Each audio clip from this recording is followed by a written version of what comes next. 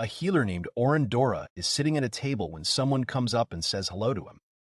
Oren asks what's wrong. He assumes that they are ready for the next expedition and asks them to wait a little. However, his companions interrupt Oren, saying that they are asking him to leave their group from today. The boy asks Oliver Kadif, the group's swordsman, if their words are a joke. However, he denies it, emphasizing that it is not a joke or anything like that. Oren irritably asks the reason for their request to leave the team, since they have been friends since childhood, and he has been Oliver's comrade all this time. He replies that Oren was only in the group because they were from the same village. However, they believe he is too slow to have a future among them. Oliver says that he lacks abilities, and that is why he asks Oren to leave the group. Oren muses, remembering that their group was formed by him and Oliver 8 years ago when they were 10 years old, and now they are called the Heroes Union, which certainly attracts many people. Their group in the Great Labyrinth in the south, where no one had ever reached the end, reached an unprecedented level of 94, and rose to S rank in a couple of years. Oren responds to Oliver's words by stating that he may lack abilities, but this also applies to the other participants. The young man says that if everything remains as it is, their strategy will not change. Oliver interrupts him. The swordsman points out that he is their healer who deals with support magic, and admits that he didn't realize how important it could be. However, Oliver reveals that while subduing a dragon last month, he first realized how important a good healer is to them. Oliver tells Oren that his support magic is weak compared to other healers in the S-rank groups. Oren thinks that he is naturally inferior to them because his main specialty is a swordsman, and that is why he develops original magic. Another of his comrades rudely interrupts him. Derek Maudsley, the tank of the group, exclaims that the reason he switched jobs to healer is because his skills are significantly inferior to Oliver's. Derek claims that now that he is a healer, his abilities have become even lower, and he is in no position to complain. Oren justifies himself by saying that their group needed a healer, and he decided to do so because he was the most suitable in their squad. He claims that his shortcomings are compensated for by his magical technique, and thanks to this, he was able to survive in the depths of the labyrinth. The young man turns to Oliver and wants to continue his speech, but the swordsman interrupts him. Oliver says that they are a group of heroes and they need to move on. Oliver announces that he has found a replacement for his role as a healer, and although he regrets it, it is true. His words shock Oren. Oren thought deeply about their attitude towards their brothers, with whom they had been together for so long. He admitted to himself that he knew they had no need for him. The young man realizes that if they have already decided on a replacement, there is no room for him anymore, and declares that he will leave. He says that up until now they have taken care of him. He leaves and hears someone expressing their joy at him leaving them, and stating that things will be much better without him. Mage Honorary Wild says that even if he claims to be able to do magic and swordsmanship at the same time, he's still an A-ranker, and she's tired of seeing things like that. She mockingly asks if Oren knows what they say about guys like him.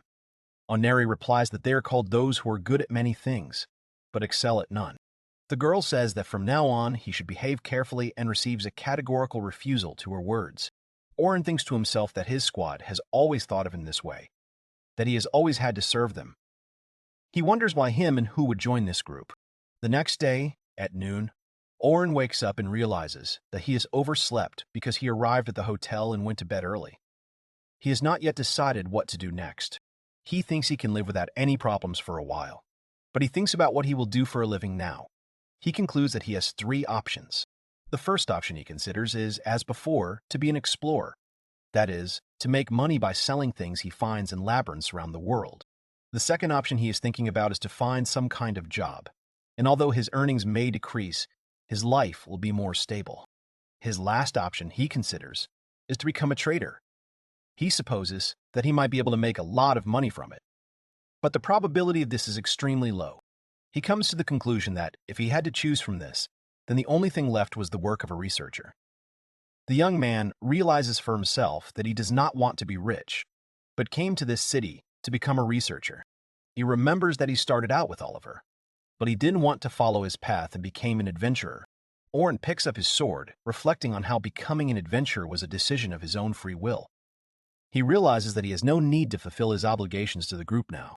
Key, admiring the sword, decides that he is going to become a swordsman again. He thinks that he will need to regain his intuition, and decides that it is worth going and trying the recently opened labyrinth nearby. Oren and the guild staff are standing near the entrance to the labyrinth when the girl asks him in confusion if he is going to go alone. The boy answers yes and asks if there is a problem with that. He asks if there are any problems with the regulations. The girl says that it is a dangerous place, and she advises to go there after he has formed a group. Oren thanks her for the advice, but adds that it is not a problem for him. He asks the girl if she has looked at the map from the guild that he gave her correctly. The girl takes the map in her hands to look at it again. The guild staff is surprised by Oren's level 94.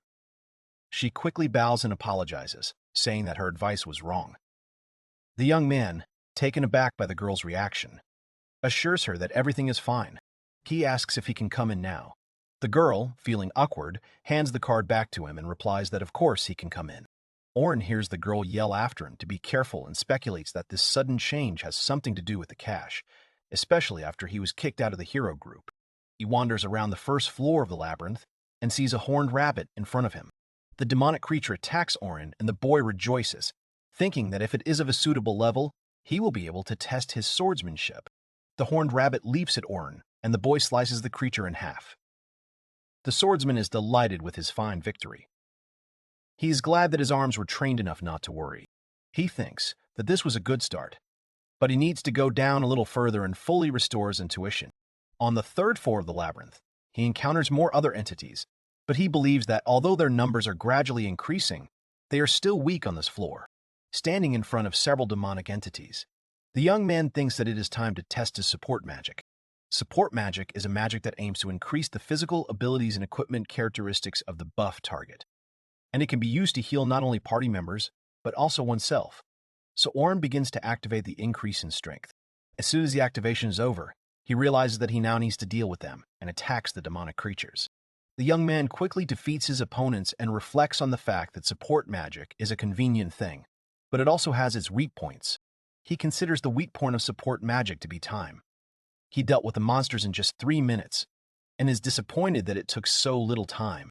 He sees that there are still monsters left on the floor, and decides to train a little more. He continues to kill monsters one after another and thinks about how the effects of support magic are not constant. Also, its duration differs depending on the individual's magic resistance, and in his case it is 180 seconds. His upgrade will end within 3 seconds, but he continues to attack monsters and understands what he needs to think about: supporting his teammates or fighting. Timing the buff. Oren, while fighting, thinks that a healer who uses support magic is always pursued by time. He defeats all the monsters and realizes that after this training, his intuition has increased 20-fold, and now he was using a style that combines the specialties of both a swordsman and a healer. Oren is happy that he has now clearly defined his abilities. The young man recalls the words of his former squad mate and believes that she was right in that he was capable of many things, but did not succeed in anything.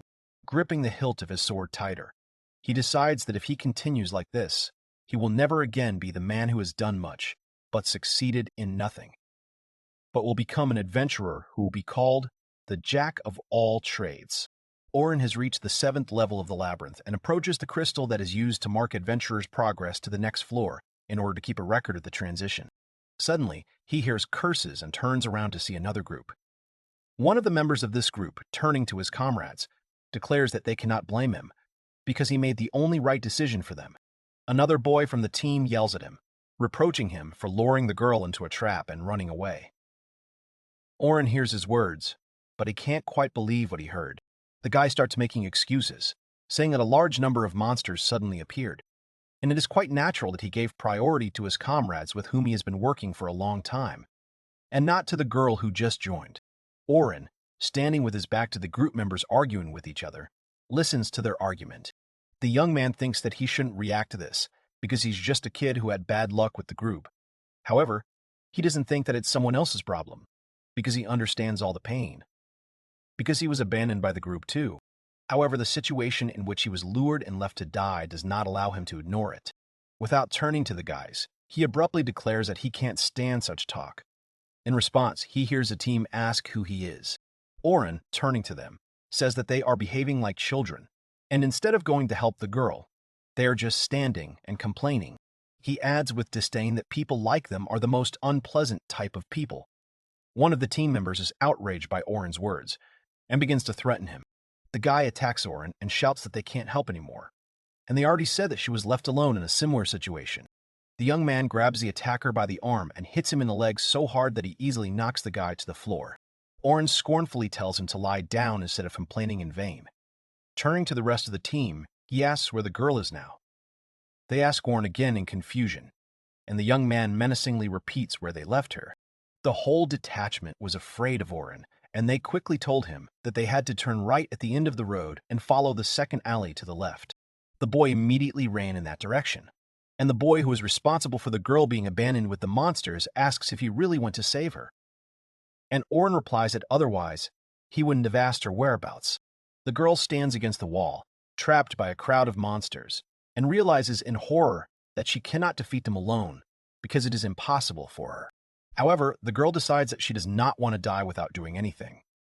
She uses magic and loudly asks them not to come closer, screaming that she does not want to die. She holds up her magical barrier and hopes that someone will come before the barrier's power wears off. The girl, crying in despair, calls for her older sister. Oren runs through the labyrinth, cursing under his breath, and thinking that those who live peaceful lives have no predisposition to form groups. The girl tells the monsters not to come. She doesn't want to die and calls her older sister. Suddenly, someone uses balloon and Oren appears in front of her. The young man asks the girl to focus on the magical barrier while he deals with the orcs. The girl looks at Oren with admiration in her eyes and immediately agrees to his request. She realizes that she is not familiar with him and assumes that he is either a mage or a swordsman. He fights monsters and uses support magic, increasing strength and technique. Oren decides whether to use support magic on the sword as well. The boy uses damage boost, and the girl is delighted when she realizes that he is using support magic. Oren attacks the monsters and counts 13 orcs to defeat, and thinks that if this is a low-level party, then running away will be the only strategy. He cuts down several orcs at once and decides that 10 seconds will be enough for him. The girl, watching how quickly Oren dealt with all the monsters, concludes that he is strong.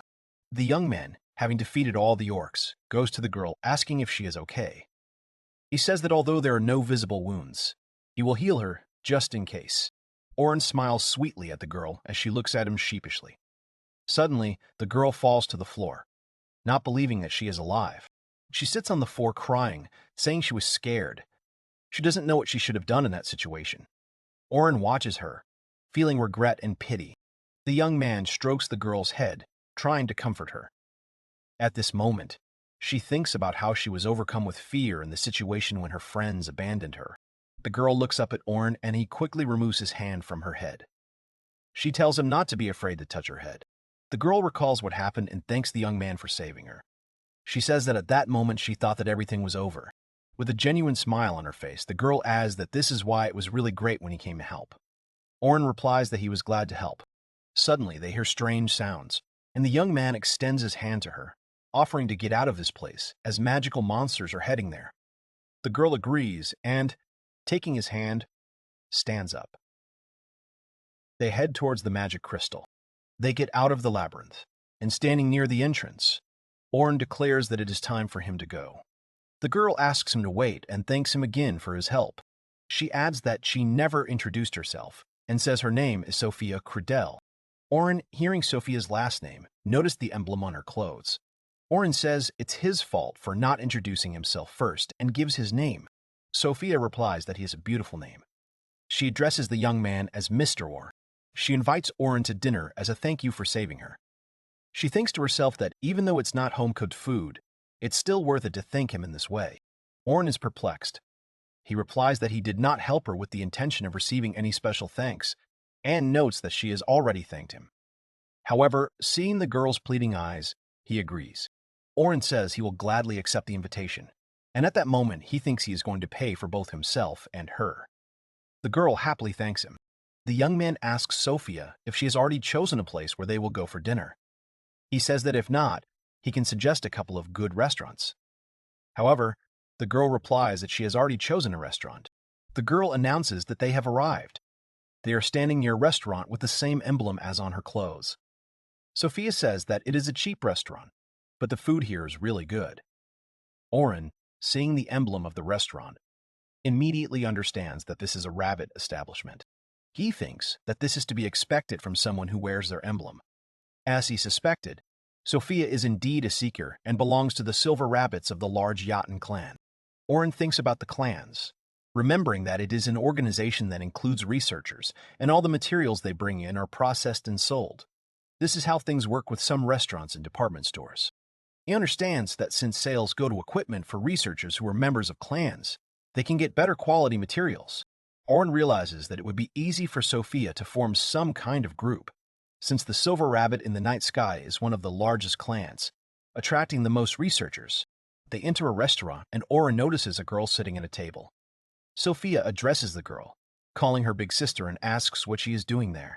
Sophia's sister says she had a meeting nearby and decided to grab a bite to eat here.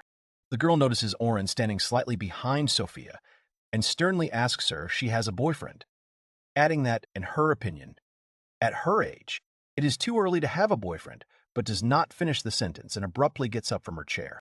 She looks at the young man with a threatening gaze and, addressing him by name, says that they haven't seen each other for a long time. Oren replies that he has been calling her Selma Cradell for a long time. Oren recalls that Selma Cradell is the leader of the S-Rank group and the pinnacle of the Silver Rabbit in the Night Sky, and her fame is only comparable to Oliver, the leader of the group of heroes. He blames this on her beauty and the fact that she is one of the best healers on the continent. He thinks that she was the reason why he became a healer and also why he was kicked out of the hero group. He reflects that not only did she make the job of a healer prestigious and popular, but she also created the concept of a role within the group, proposing to divide all members into 3 roles: tank, damage dealer, and support, which quickly became popular. Oren recalls that the group of heroes was no exception, and as a result he changed his specialty to a healer.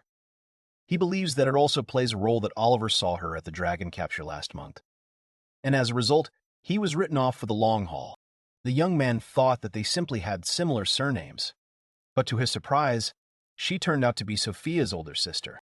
Oren doesn't understand why Selma is looking at him so sullenly. Suddenly, she indignantly declares that he has fallen in love with her pretty 14-year-old sister. She asks him menacingly if he has the courage to do such a thing. Oren doesn't understand what Selma is talking about.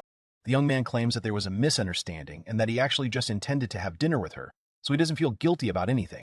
Selma gets angry, saying that this means he doesn't think Sophia is nice enough. The whole situation irritates Oren.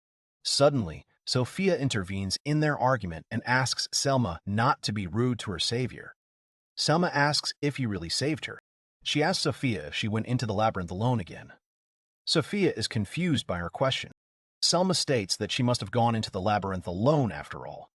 She says that she asked her to wait, because starting the day after tomorrow, they will be going into the big labyrinth every day. Sophia apologizes, and Oren deduces that she was searching the maze for lost clan members. Selma notes that she doesn't know if this is a good thing or not. But now, Sophia won't act on her own. Selma thanks Oren for helping her sister and apologizes for being so rude to him. Oren assures her that everything is fine. Sophia suggests that Oren take a seat at the table as soon as possible, and Selma suggests that they all have dinner together.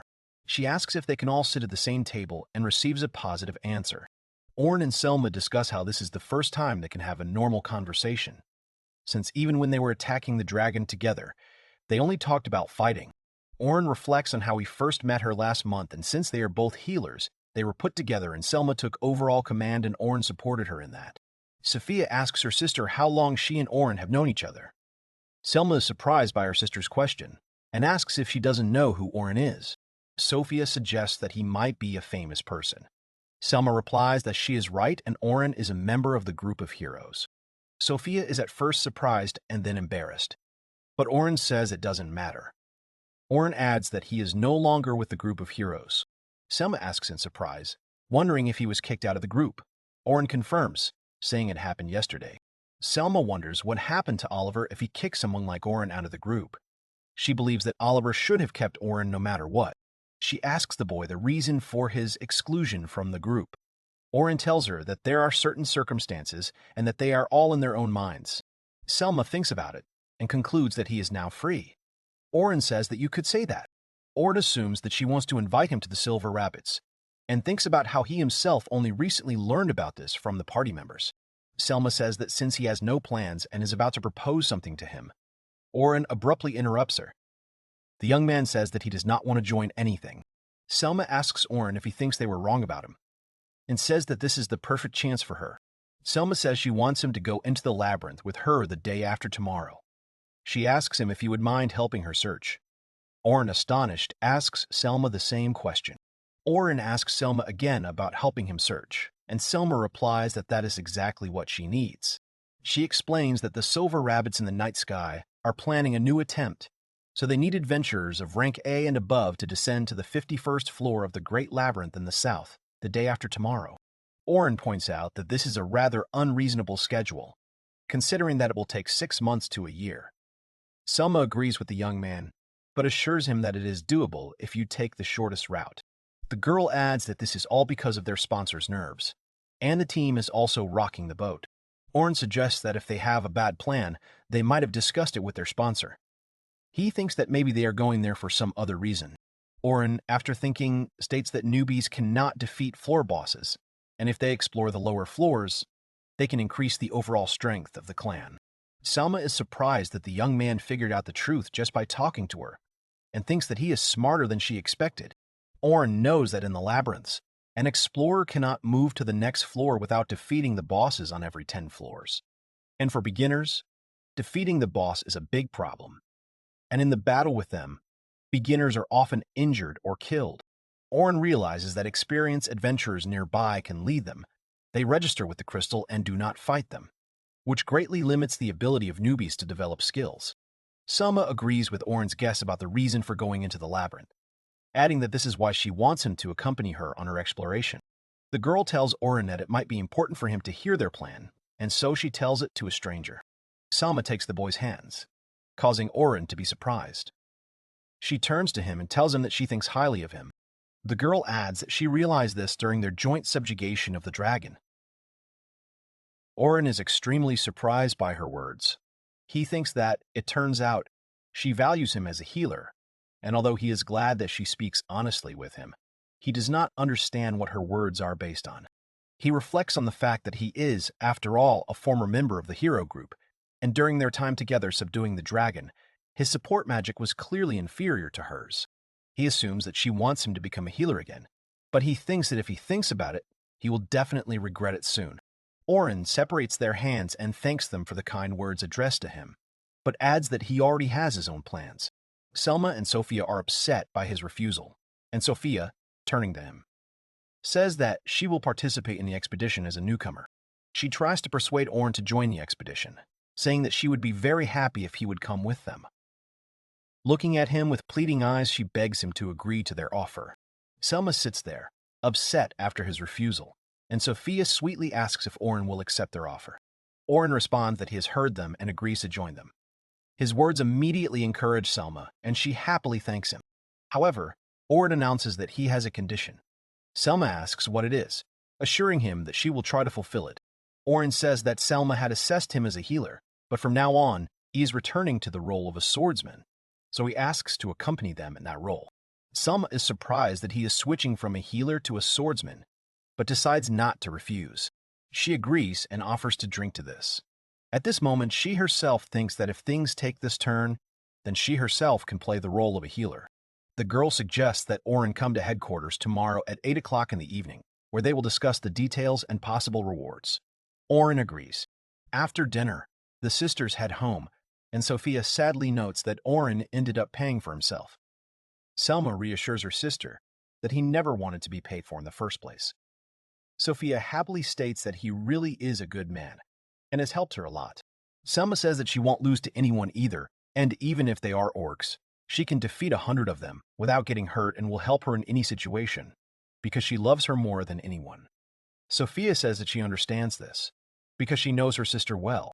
Sophia claims that her sister is the most outstanding healer, and also her best friend.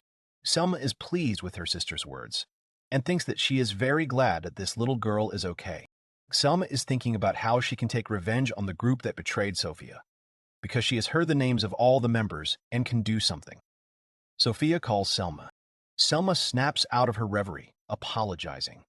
Sophia says that they have already arrived at the Silverata clan headquarters. Selma realizes that they must now focus on finding the adventurers. She says that she will give a report on today's events and that Sophia can return to the room.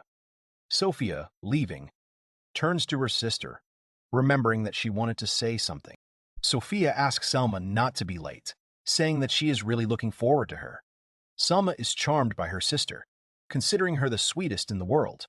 However, she thinks that it is better not to delay with this and heads to the office of the clan president. She enters the office and apologizes to the president for disturbing him at such a late hour. The man asks what happened. Selma explains that she has come to report 2 pieces of news. The president says he is listening to her.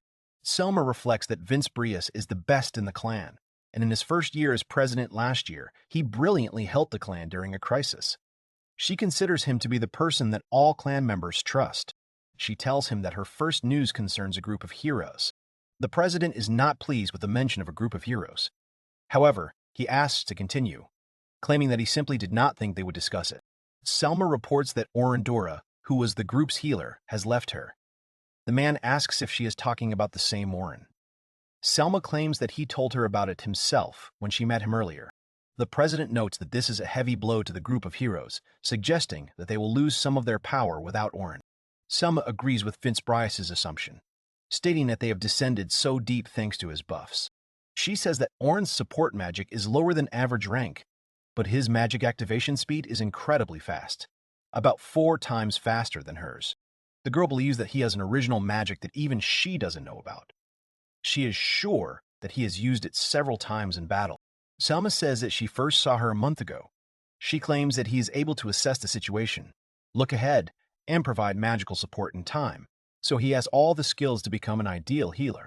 The girl is sure that the weakening of the group of heroes is inevitable after their loss of Orin, so she believes that the Silver Rabbits have a chance to rise even higher. The man notes that he heard about him last month, but couldn't believe it. Selma says that it's still very difficult to evaluate a good healer. Selma is confident that he has captured the public's attention. She asks the president if real power is as invisible as he is. The man says that his ears are turning to such talk. Selma moves on to the second report, saying that Orin will be accompanying them on the search expedition. Vince Brias says that's encouraging, but wonders what they're getting out of it. Selma says she'll discuss it with him at headquarters tomorrow. Selma suspects that by agreeing to this, Orin intends to take advantage of help from the clan.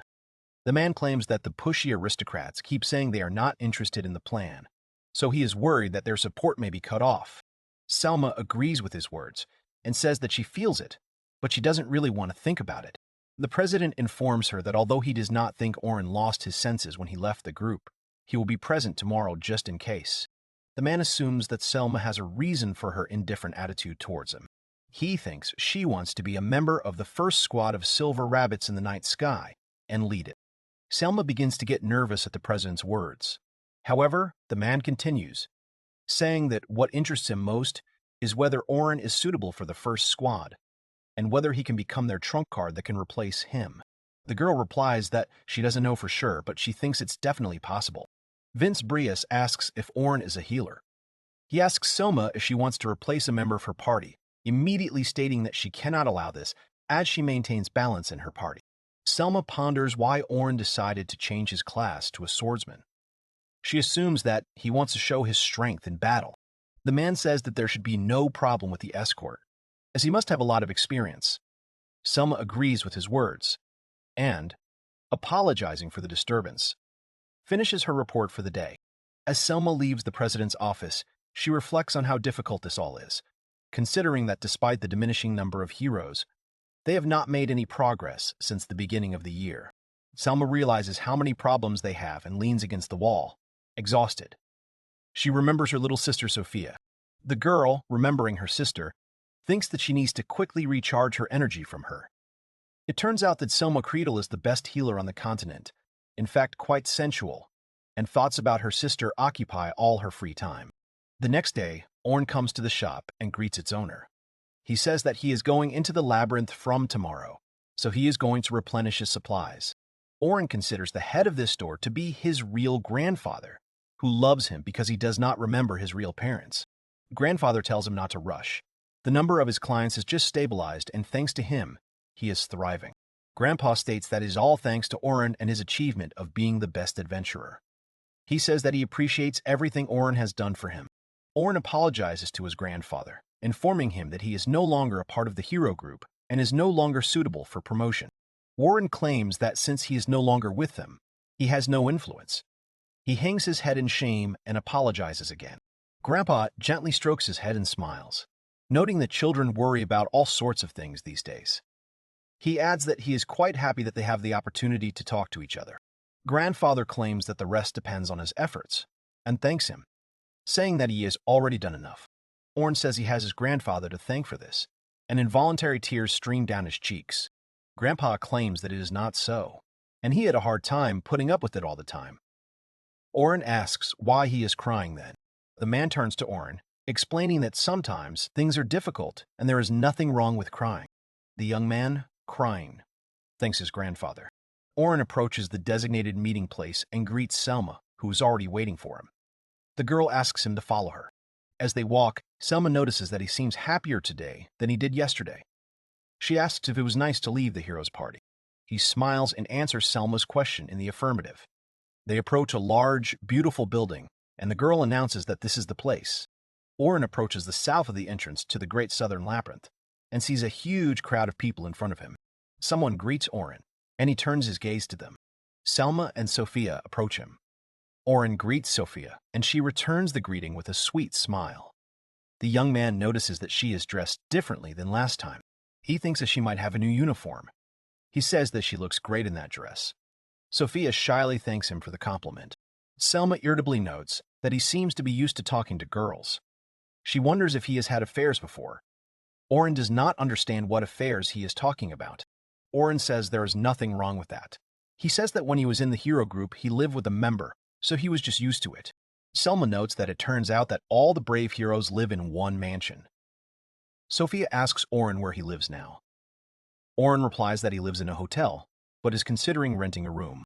Selma begins to worry about why she is asking this and suspects that she may be trying to push him into it. Sophia screams that she is just a little nervous and embarrassed by her sister's words. Selma asks the boy why he is standing so far away from everyone else. Oren says that he is a stranger to them and wonders if that will cause unrest among the newcomers, noting that they probably stick together. Selma heads towards the newcomers and asks them to follow her. She says that she is going to use her power to relieve the tension of the newcomers. She says that Sophia is joining her own group, Beta, and Sophia confirms her words. Oren wonders what he should do then. But then he realizes that they definitely have work to do. The action took place at the headquarters of the Silver Rabbits in the Midnight Sky. Oren recalls that last night, as promised, he went to the headquarters, where President Vince was also present. There, Selma told him about the project in general terms.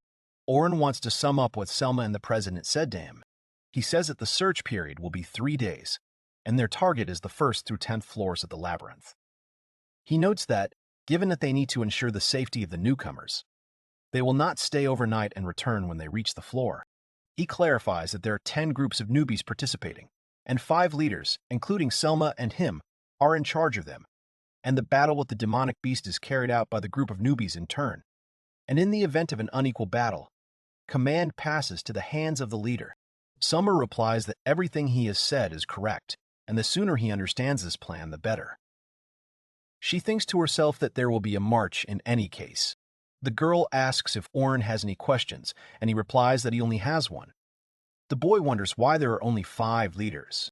Oren adds that if they dared to take such an illogical approach, they could have taken a rank A group, and, by supporting the newcomers, reduce the risk as much as possible.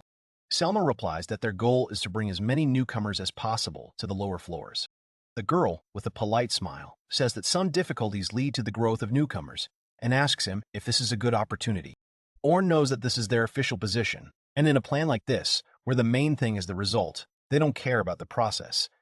He assumes they must have another reason, but he doesn't think they'll tell him, so he just agrees to help. Selma thanks him and gives him a reward of 2 gold coins, saying that she will give him the remaining 10 upon completion of the task. Oren says it's wonderful, but wonders if it's too expensive. At that point, he reflects that if everything works out, he could live on that money for a year without denying himself anything. Selma replies that this is the price for his skills and asks him to try harder tomorrow. Orn is confused by her words and says that he will do his best.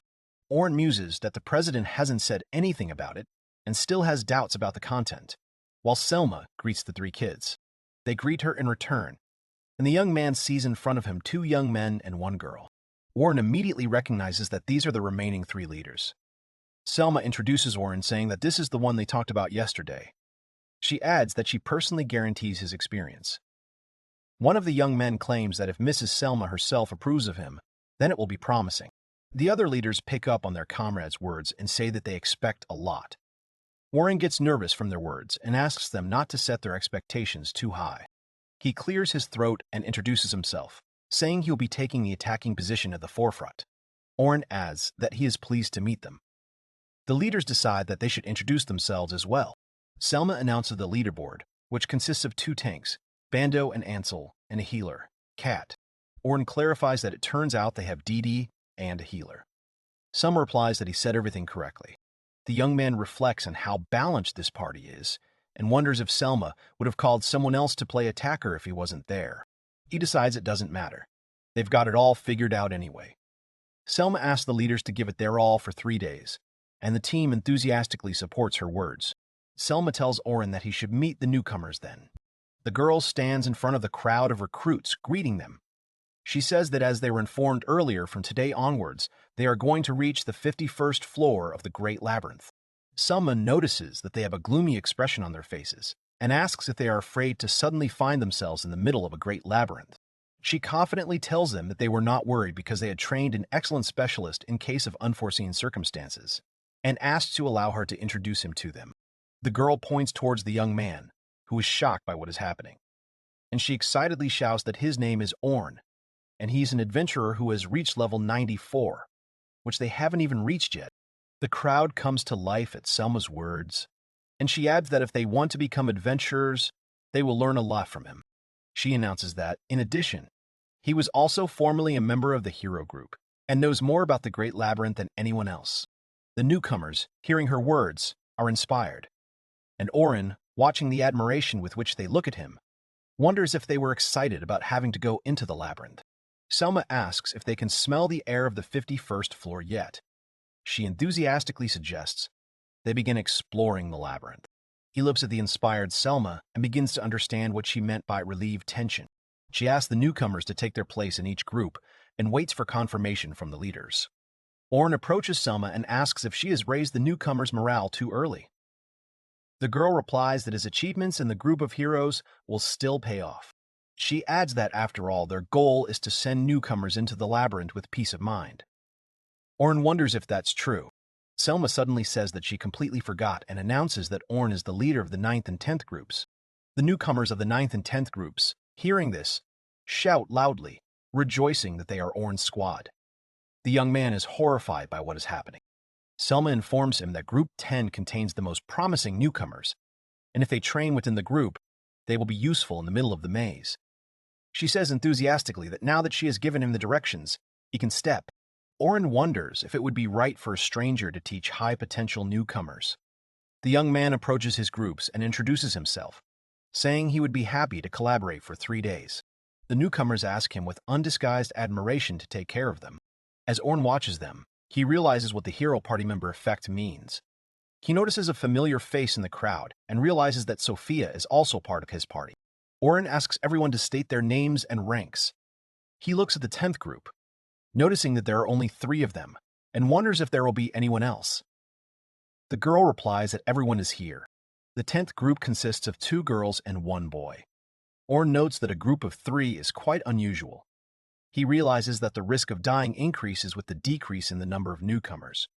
The boy assures that everything is correct. He proudly claims that their group is the best of the best. Orn watches the smug boy and thinks that, of course, he thought this was possible, but he is surprised by such conceit at such a young age. He thinks that he is worried about his future. The young man says that if everyone is here, then there are no more questions and asks the 10th group to introduce themselves. The boy begins to introduce himself first, saying that his name is Logan Hayward, and he is the leader of the 10th group. Takes the role of support and is the one who will surpass Selma. Orn notices that Logan is full of confidence and asks the next person to introduce himself. Another member of the group raises his hand. A nice girl who says her name is Caroline announces that her role in the group is tank. Orn asks her if she'll be putting on her main armor before entering, since she's only wearing light armor now. Caroline clarifies that he did notice. The girl excitedly declares that she is a tank that does not wear armor. Orn is puzzled by this statement and wonders if this is a new kind of tank. However, Caroline assures that everything is fine.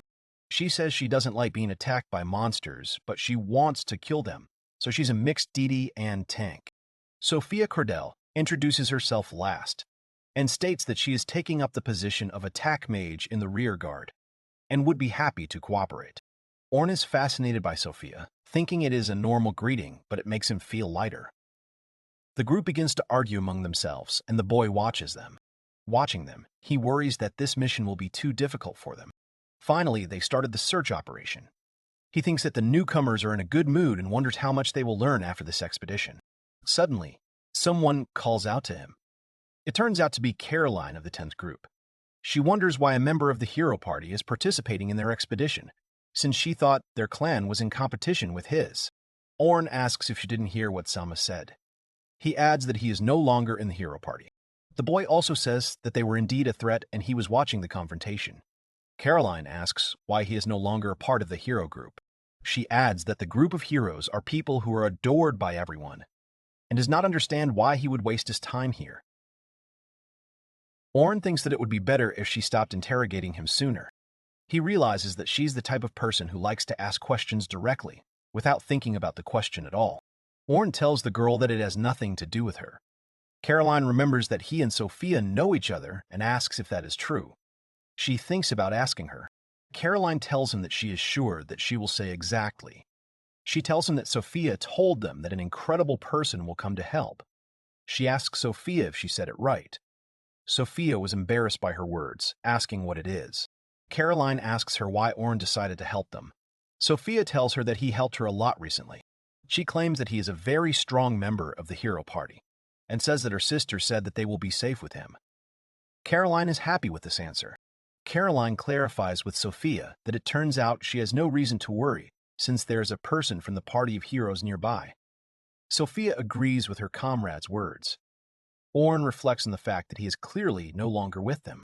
Watching the girls talk so sweetly to each other, he suddenly thought that perhaps Caroline had brought this up to help Sophia ease the tension. Orn wonders if Caroline is so considerate of other people. Wolves appear behind them and immediately attack them. Orn notices the monsters and uses magic to pierce them with earth. The wolves die and disappear. The young man reflects that they are taking this seriously and his spell was timely. He thinks that it takes skill to match the timing and it is difficult to exert effort from the moment of the spell's start until it is activated. However, with it, they will be able to defeat demonic enemies without disturbing the main group. He understands that time is limited as it is, so they can't get stuck in some useless battle. They have already reached the 20th floor of the Great Southern Labyrinth. Caroline asks Orn how much longer it is to get to the floor boss. The young man replies that if they continue walking at this pace, they will get there in 10 minutes. The girl is surprised that it will happen so soon. The team jokes that this floor is not good enough for Sophia, but she yells that it is not true. Orn realizes that they will finish even earlier than planned, since they have not had any major problems yet. The young man reflects on how he's only seen them fight so far. He recalls that he was initially concerned about the group only being formed by 3 people, but now believes that this is not a problem when there is a good leader. First of all, he thinks about Logan, because at first he thought that he was just a cheeky newbie, but his abilities as a healer are undoubtedly good. Orn believes that if Logan can maintain his effectiveness in long fights, he will play an active role in A-rank groups. Orn understands that a healer needs a team of the same level. He sees his group running to attack the orcs they encountered on their way, and thinks that it would be better if they gained experience in battle. Orn thinks Caroline's speed is amazing, as she's aiming for a maneuverable tank style, but she has 2 points of contention. The first drawback, he believes, is that she rushes to the side when demonic beasts approach her, because tanks should be able to get close to them and not watch and worry. The second thing that worries him is her 2 daggers as weapons, and although she is good at using them, Orn has a feeling that the group lacks the strength to destroy enemies. He has no other thoughts about Caroline. Orn thinks that Sophia is a little inferior in skills to her teammates, but her abilities are already better than those of the newcomers. He thinks that she is not very active. But that will change as soon as she becomes more sociable. Orin is looking forward to her growth in the future, because even now, as a newbie, she has no visible weaknesses. The only thing the young man thinks about the ninth group is that he will watch their future with interest. Orin looks at the disappearing monster in front of him, and the three leaders report that the 20th floor boss has been destroyed. Orin is surprised that this is all for today. He can't believe that everything went so smoothly, and thinks that perhaps he underestimated the silver rabbits in the night sky. Selma praises the leaders, saying that they did a great job. She demands that everyone move to the 21st floor. She informs the newcomers that the expedition will end after they finish registering with the guild. Newbies approach the crystal to save their progress. They exit the labyrinth, and someone thanks Orn for his work. It turns out to be Selma, and he tells her that the feeling is mutual. The girl asks the young man for his opinion on the newcomers who are in his groups. Orn replies that the 9th group is looking forward to further action, and the 10th group, as she said, is quite promising. Orn points out the fact that Team 10 is not cooperating with each other, especially Caroline, who is acting out of character. Selma laughs nervously at the young man's admission. Selma says that they have improved their skills since their last attempts, though. Orn wonders what they were like before. Selma says she will ask about it tomorrow, and Orn wishes her good night.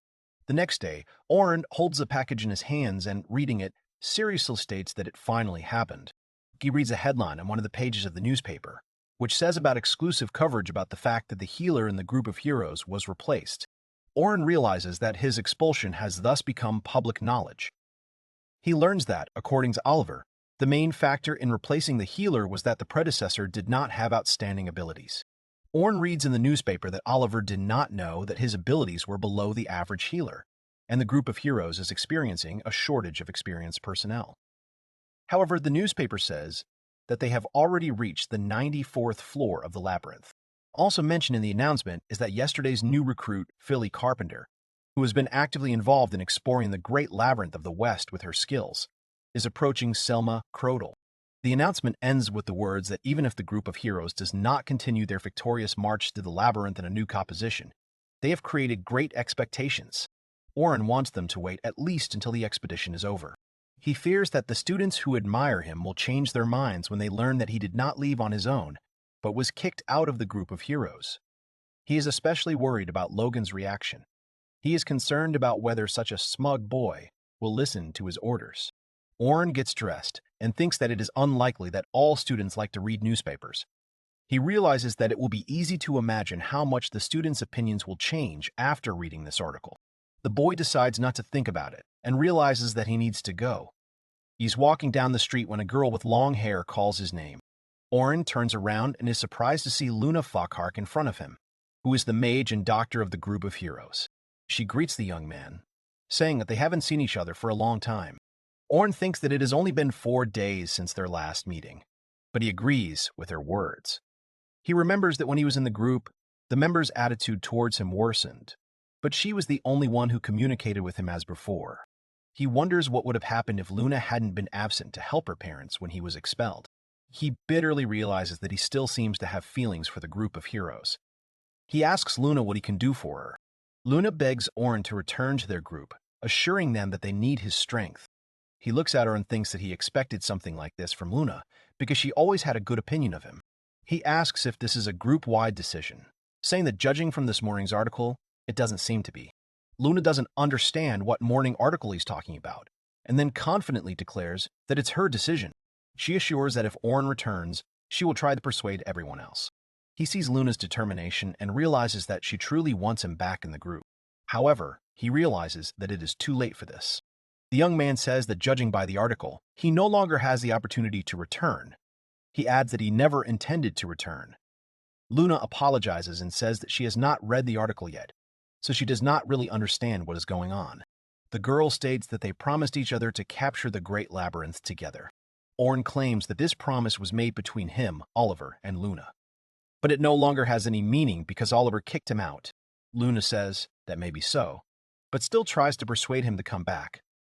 Orin has a hard time digesting all this. The boy turns away and states that he is very sorry, but he must go as he is late. Orin leaves, leaving a saddened Luna alone. He remembers Oliver and Luna and thinks that he would definitely like to fulfill the promise he made to those three. But he has nowhere else to return to because it was all over that day. He realizes that it is too late. Oren sees the newbies reading the newspaper, which says that the hero group's healer, Orn, was exiled due to lack of abilities. He wonders how many people believe him after reading this article. One of the newbies asks if they read the newspaper this morning. The crowd starts to discuss this amongst themselves. Orn hears someone in the crowd repeating the words from the article, that he was kicked out due to his lack of ability. The newcomers notice the young man and greet him. He watches the newcomers and immediately notices a huge difference from the previous day when he encouraged the newcomers. Orn realizes that they are most likely confused now. Selma runs to Orn, apologizing to him. Orn tells Selma that she has nothing to apologize for and that they will fail the expedition if she remains so worried. Selma continues her apology, adding that yesterday, in order to encourage the newcomers, she asked him to speak to them, and she should have handled it more carefully. The girl says that she is very sorry that she did not know all the circumstances. Orn assures Selma that everything is fine and that he is the only one to blame. He says that he created the inconvenience with his silence. The young man adds that their training expedition is going well and asks Selma to behave as decently as always. Selma agrees with Orn's words, saying that she will go then and leave her support to him. He says that she can rely on him. Orn arrives at the gathering place of the 9th and 10th groups. The newcomers greet the young man, but it is clear that the 9th squad and Logan are upset. Orn greets the guys and asks if everyone understood the content of the morning article. In response, the newcomers remain silent. They are clearly confused. Orn adds that it is almost true. He admits that he was kicked out of the group of heroes due to his powerlessness, so he is not the hero they are all waiting for. The newcomers are disappointed by this truth, and Orn says that he was wrong to keep silent about it. Suddenly, Sophia shouts that Orn is insanely strong. The young man and the other newcomers are surprised by the girl's abrupt statement. Sophia adds that he alone managed to defeat more than a dozen orcs. Suddenly, Sophia shouts that Orn is insanely strong. The young man and the other newcomers are surprised by the girl's abrupt statement. Sophia adds that he alone managed to defeat more than a dozen orcs. The 9th squad is amazed by what Sophia said. The girl claims that Orn-san has enough abilities. Orn sees the determination in Sophia's eyes and thanks her. The young man says that everything is as Sophia said. They are going to the 51st floor of the Great Labyrinth. Orn states that he may no longer be in their group, but that doesn't change the fact that he is a hero. He vows on behalf of Orn Dor, a simple seeker, to protect them. Just like yesterday, he asks them to do everything for the success of this expedition. The newcomers, animated by his speech, agree. On the 31st floor, the 9th group defeats the demonic creature. The boy joyfully shouts that he has won, and Orn congratulates him on this. The young man is happy that his newcomers trust him again. He reflects that from today on, he, as the leader, had to give them orders. And although the atmosphere was tense, especially with the 9th group who never listened to orders, nothing would have happened at all if he hadn't regained their trust. It's time for them to move on, and Orn informs Team 10 that there are signs of monsters ahead. He asks them if they are ready to fight. Caroline and Sophia are adamant that they are, but Logan remains silent. Several monsters are heading towards them, and Orn orders Caroline to distract the goblins. He tells Logan to support Caroline with magic and healing, and asks Sophia to clear the rear of orcs. Watching Logan, Orn realizes that he is now concerned about him and his support magic. Logan uses magic, and Orn notices that he is using magic power enhancement, physical strength enhancement, and strength growth at the same time. Orn thinks that if he is a newbie and already uses 3 spells at once, then he doesn't need to worry about his magic. Caroline runs at the goblin and cuts him down with her dagger. Orn thinks that she is as fast as before, and it doesn't look so bad. The orc heads towards Sophia, and Orn wonders if Sophia, who only recently encountered orcs for the first time, can handle it. He fears that the trauma of the orcs may cause her to succumb. The young man turns to the frightened Sophia, trying to calm her down, assuring her that everything will be fine. He says that she has 2 friends, Caroline and Logan, and pointing at the orc, asks them what about him. Orn uses dexterity decrease on the orc and tells Sophia that he will be with her, and even if she makes a mistake, he will cover her. The young man assures that she is not alone now. Orn asks her to try her best, and inspired by his words, Sophia agrees, saying that she will try. The young man, watching her, realizes that Sophia, at the time when she was abandoned all alone, is very different from the Sophia of today. Now he is sure that everything will be fine with her. Sophia uses her magic to defeat the orc. The girl uses the fire spear spell and hits the monster straight away. Sophia's spell causes a large explosion. Orn covers himself and thinks that even though he said to try his best, he didn't expect this. Sophia's comrades are also surprised by the strength of her attack. Orn, seeing the aftermath of this explosion, is shocked, realizing that he was not told that she was capable of high-level magic. Logan is shocked, and Caroline's eyes light up and she runs towards Sophia, screaming excitedly that it was awesome. Caroline hugs Sophia and says it's so cool that she did it. The young man praises Sophia, noting that she is a good girl and her attack was excellent. Sophia happily thanks Ornan. They then fought for a long time and eventually reached the 36th level, and then rose to the surface of the earth and returned home. Selma says that everyone has worked hard today and announces that tomorrow is finally the last day. She announces that everyone is free to go as they all need to rest to be in good shape. One of the leaders calls out to Orn, asking if he is okay. Leaders Yansam and Bernard approach Orn. Orn replies that everything is fine and asks what happened. Bernard replies that nothing special, and they just offer to go to dinner with them. The young man is glad that they are not worried about the morning paper and invite him to dinner. Orn replies that he will be happy to go with them.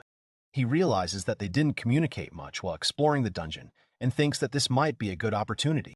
Meanwhile, Logan asks Sophia if she knows Orn. Sophia replies that she met him only recently. She says that 3 days ago he helped her in the labyrinth. Logan asks her if she really went there alone.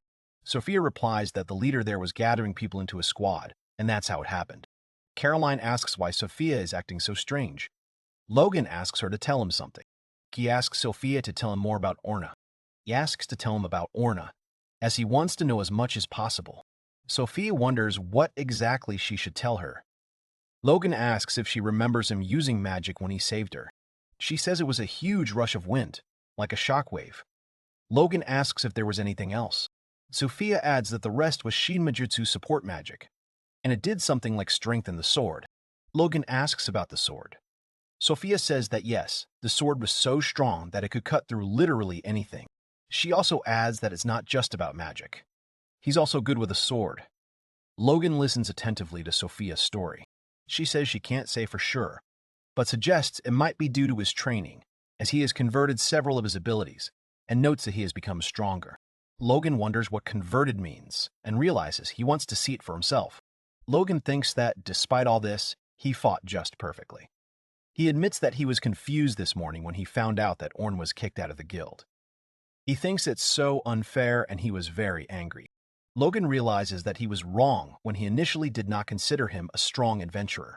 The young man admits that he was surprised when the monster's movements suddenly slowed down, and Orn activated speed and reduced his radius thanks to the power of support.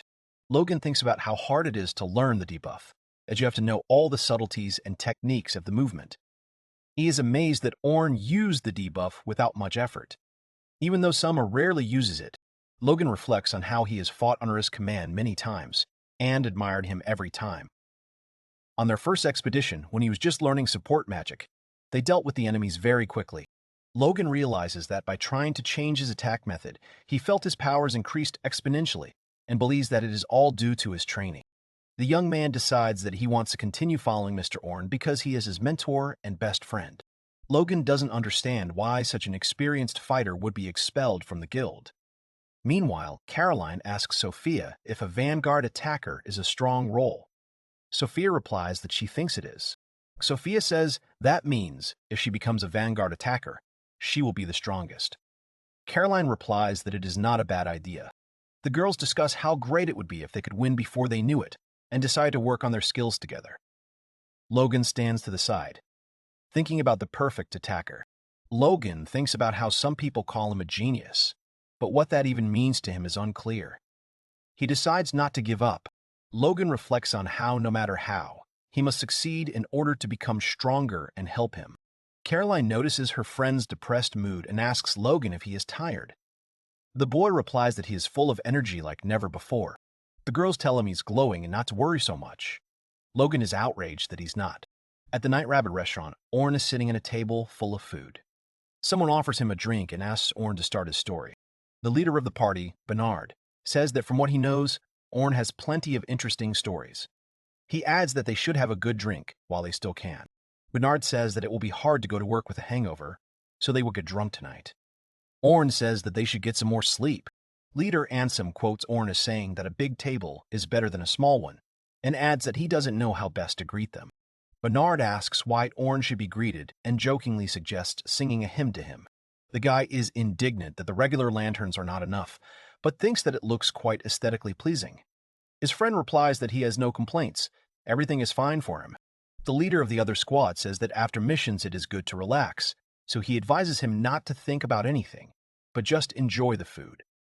His partner agrees with him. Orn asks if it is normal that they have fun, for no reason. Ansem replies that no one cares, and it's better than sitting every night and racking his brains over books.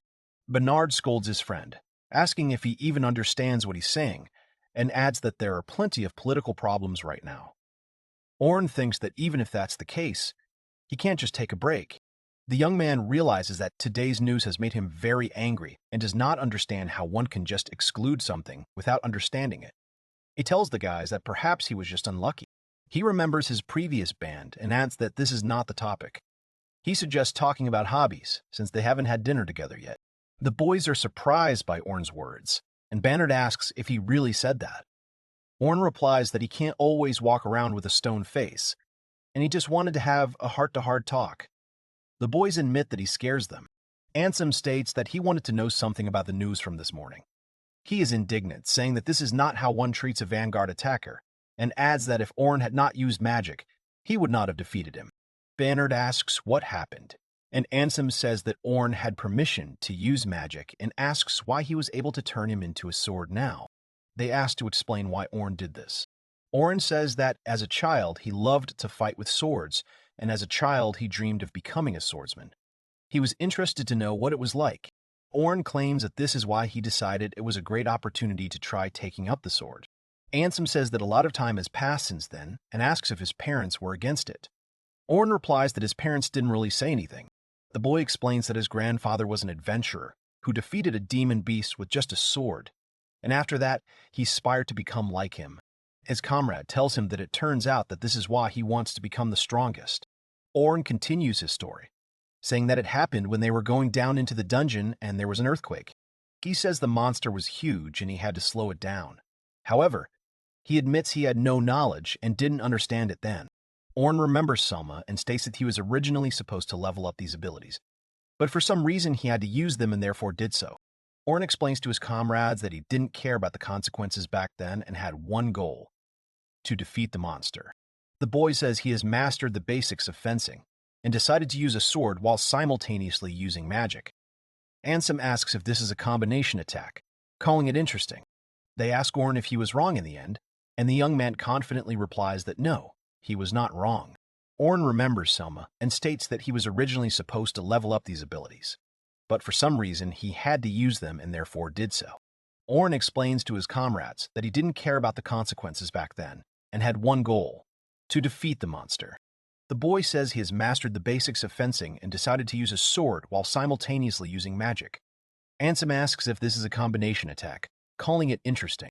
They ask Orn if he was wrong in the end, and the young man confidently replies that no, he was not wrong. Bernard and Ansem are amazed by the story. Orn suddenly declares that he, Fuyozushi, will become the strongest adventurer. The young man adds that it is not worth jumping to conclusions yet, but he has many plans now. The guys ask in shock what this all means. Orn answers with a nervous smile that he can't tell them now. He thinks he's already given away too much, so it's not time yet. He thinks that when he puts his plan into action, then they'll know everything. Bernard asks if they have a new swordsman. Orn thinks about it and says maybe. He tells them they had a great chat today and he is glad about it. Orn says that the labyrinth, which he wants to go into alone, might help. The guys tell Orn that he is too fixated on it. At the Silver Rabbit clan headquarters, someone is taking a hot shower. Caroline, taking a shower, announces that she can't take it anymore and that the training trips will end tomorrow. She says that she already misses her brother and asks Sophia about her. Sophia replies that she does too and is thinking that it turns out that they will not see each other anymore. Sophia thinks out loud about what Orn is doing at the moment. Caroline asks why Sophia is so worried about this. She says that Orn is strong, so he can handle anything. Sophia says that she is right.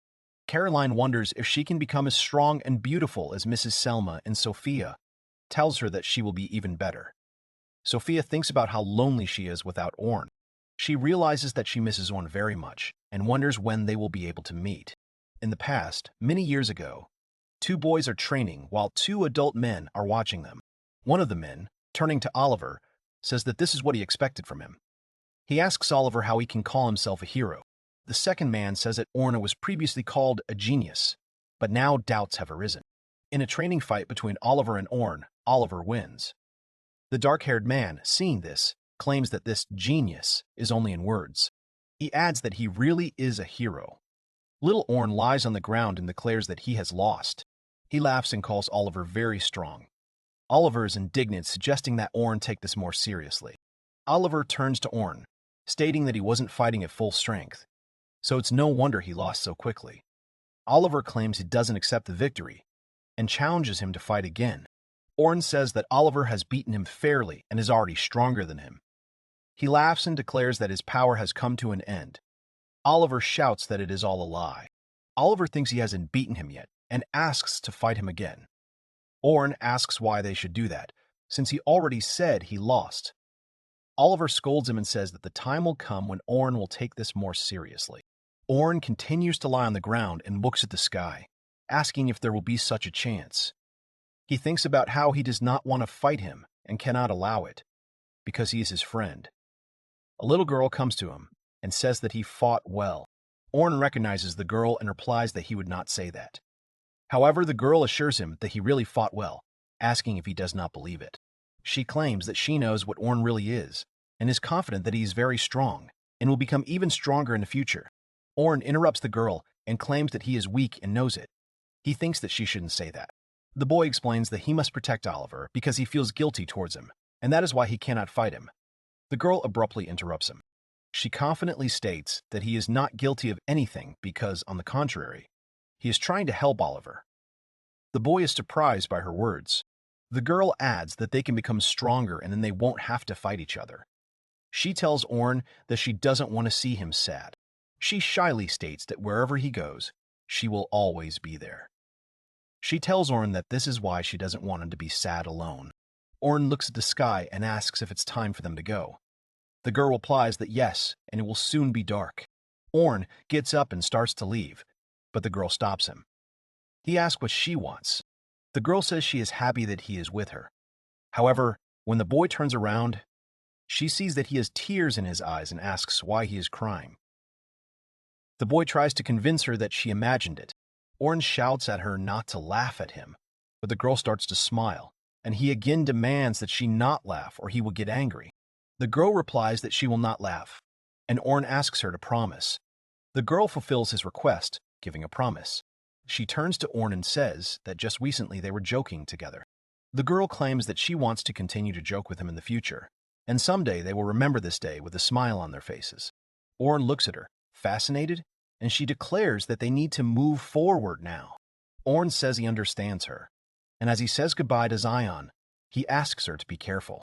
He waves his hand at Zion, who is leaving in the carriage and thinks that only she supported him. In the present day, Orn lies on his bed, squinting at the sun's rays hitting his face. He wakes up and realizes it's morning, and he's had a strange dream. He tries to recall his dream, but comes to the conclusion that he can't remember anything. No matter how hard he tries, Orn can't remember what he dreamed.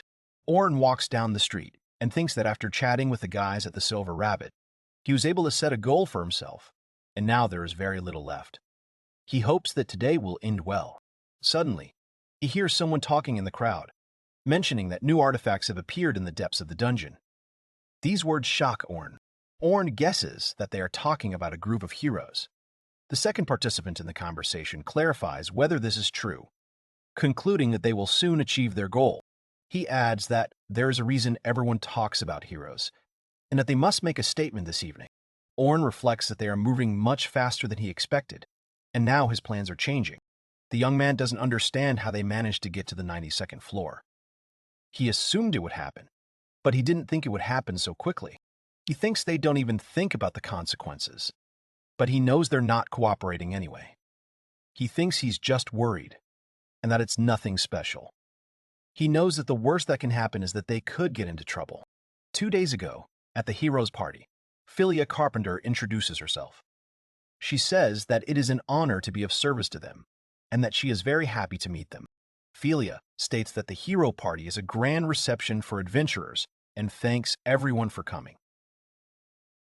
Derek and Inari listen attentively to her speech. In the present day, Philia approaches Oliver, who reflects on how Oliver is an adventurer whose abilities greatly amaze her. She understands that the party is organized in honor of the strongest heroes like them, and believes that this is a chance for her to get even more rewards. She shyly wants to express her point of view on one issue. Philia tells the group of heroes that they should be there. Daryl says that it's not a problem. They should take a break for a bit. He notices a book on the table and says he's seen it before. Daryl happily remarks that they'll get a lot of money for the book. Daryl's friend tells him not to be like that, and that all he thinks about is money. Oliver thinks that they will get a decent payment for this book.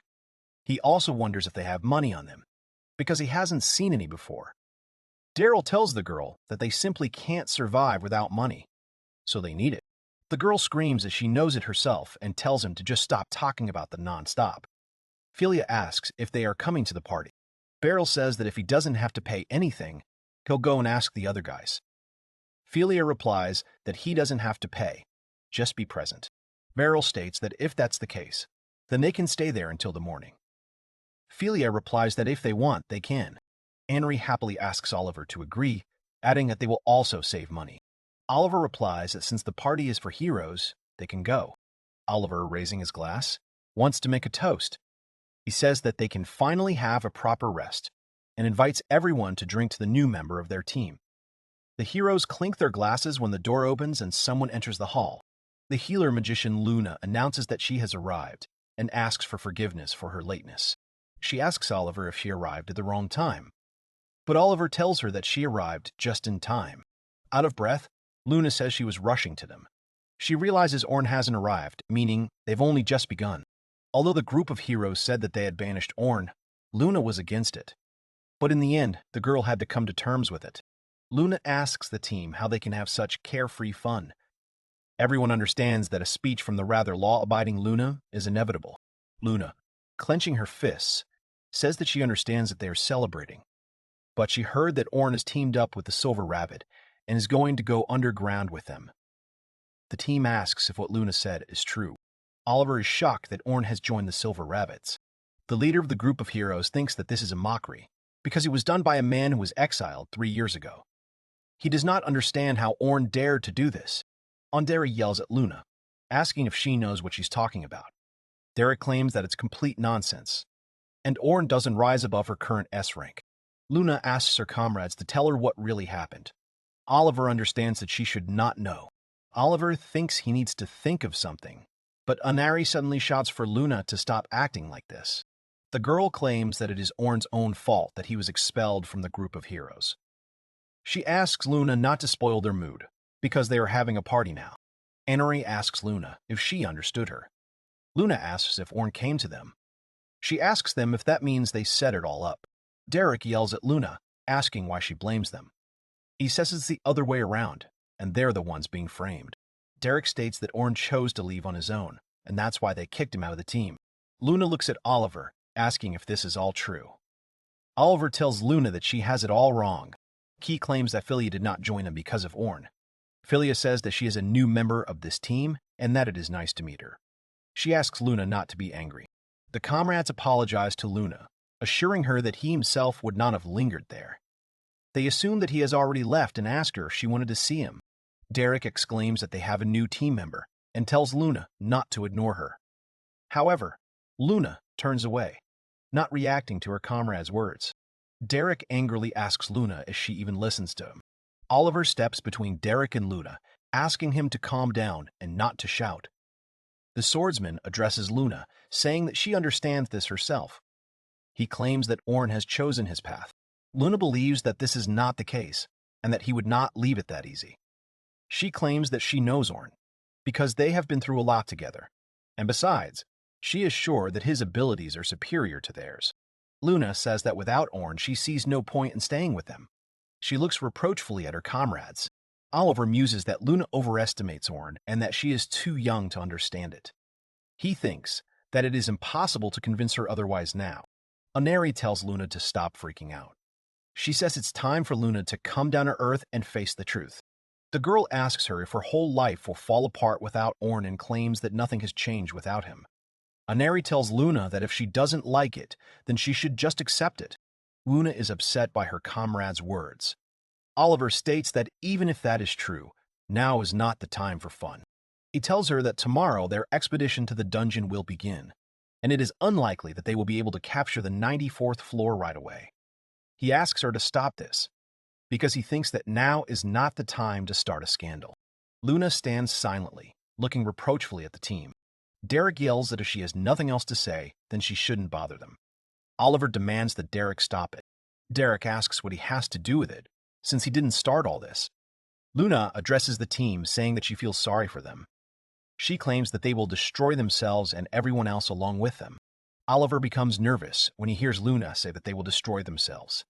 He thinks that this trip will not be their last. Oliver claims that they won't die even if they reach the 90th floor. However, Luna asks how they can be so sure of that. Oliver says that they have overcome all the other floors, and even without Orn, they can cope. He clarifies that this does not mean that they are weak, but the opposite. Luna asks Oliver what ability Philia has. Luna wonders what the chances of winning are even with Philia as support. She says that's nonsense. Oliver begins to get angry at Luna. The swordsman wonders how long Luna has been with Orn to become so attached to him. Oliver turns to Luna, saying that he has already decided everything and it is not up for discussion. However, at that moment, he himself thinks that this is wrong. Luna states that she understands and turns away from them. Oliver calls her name, but Luna states that it seems like it's over.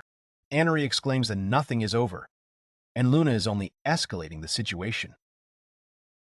Derek supports her words, claiming that Orn himself was to blame because he was too insolent.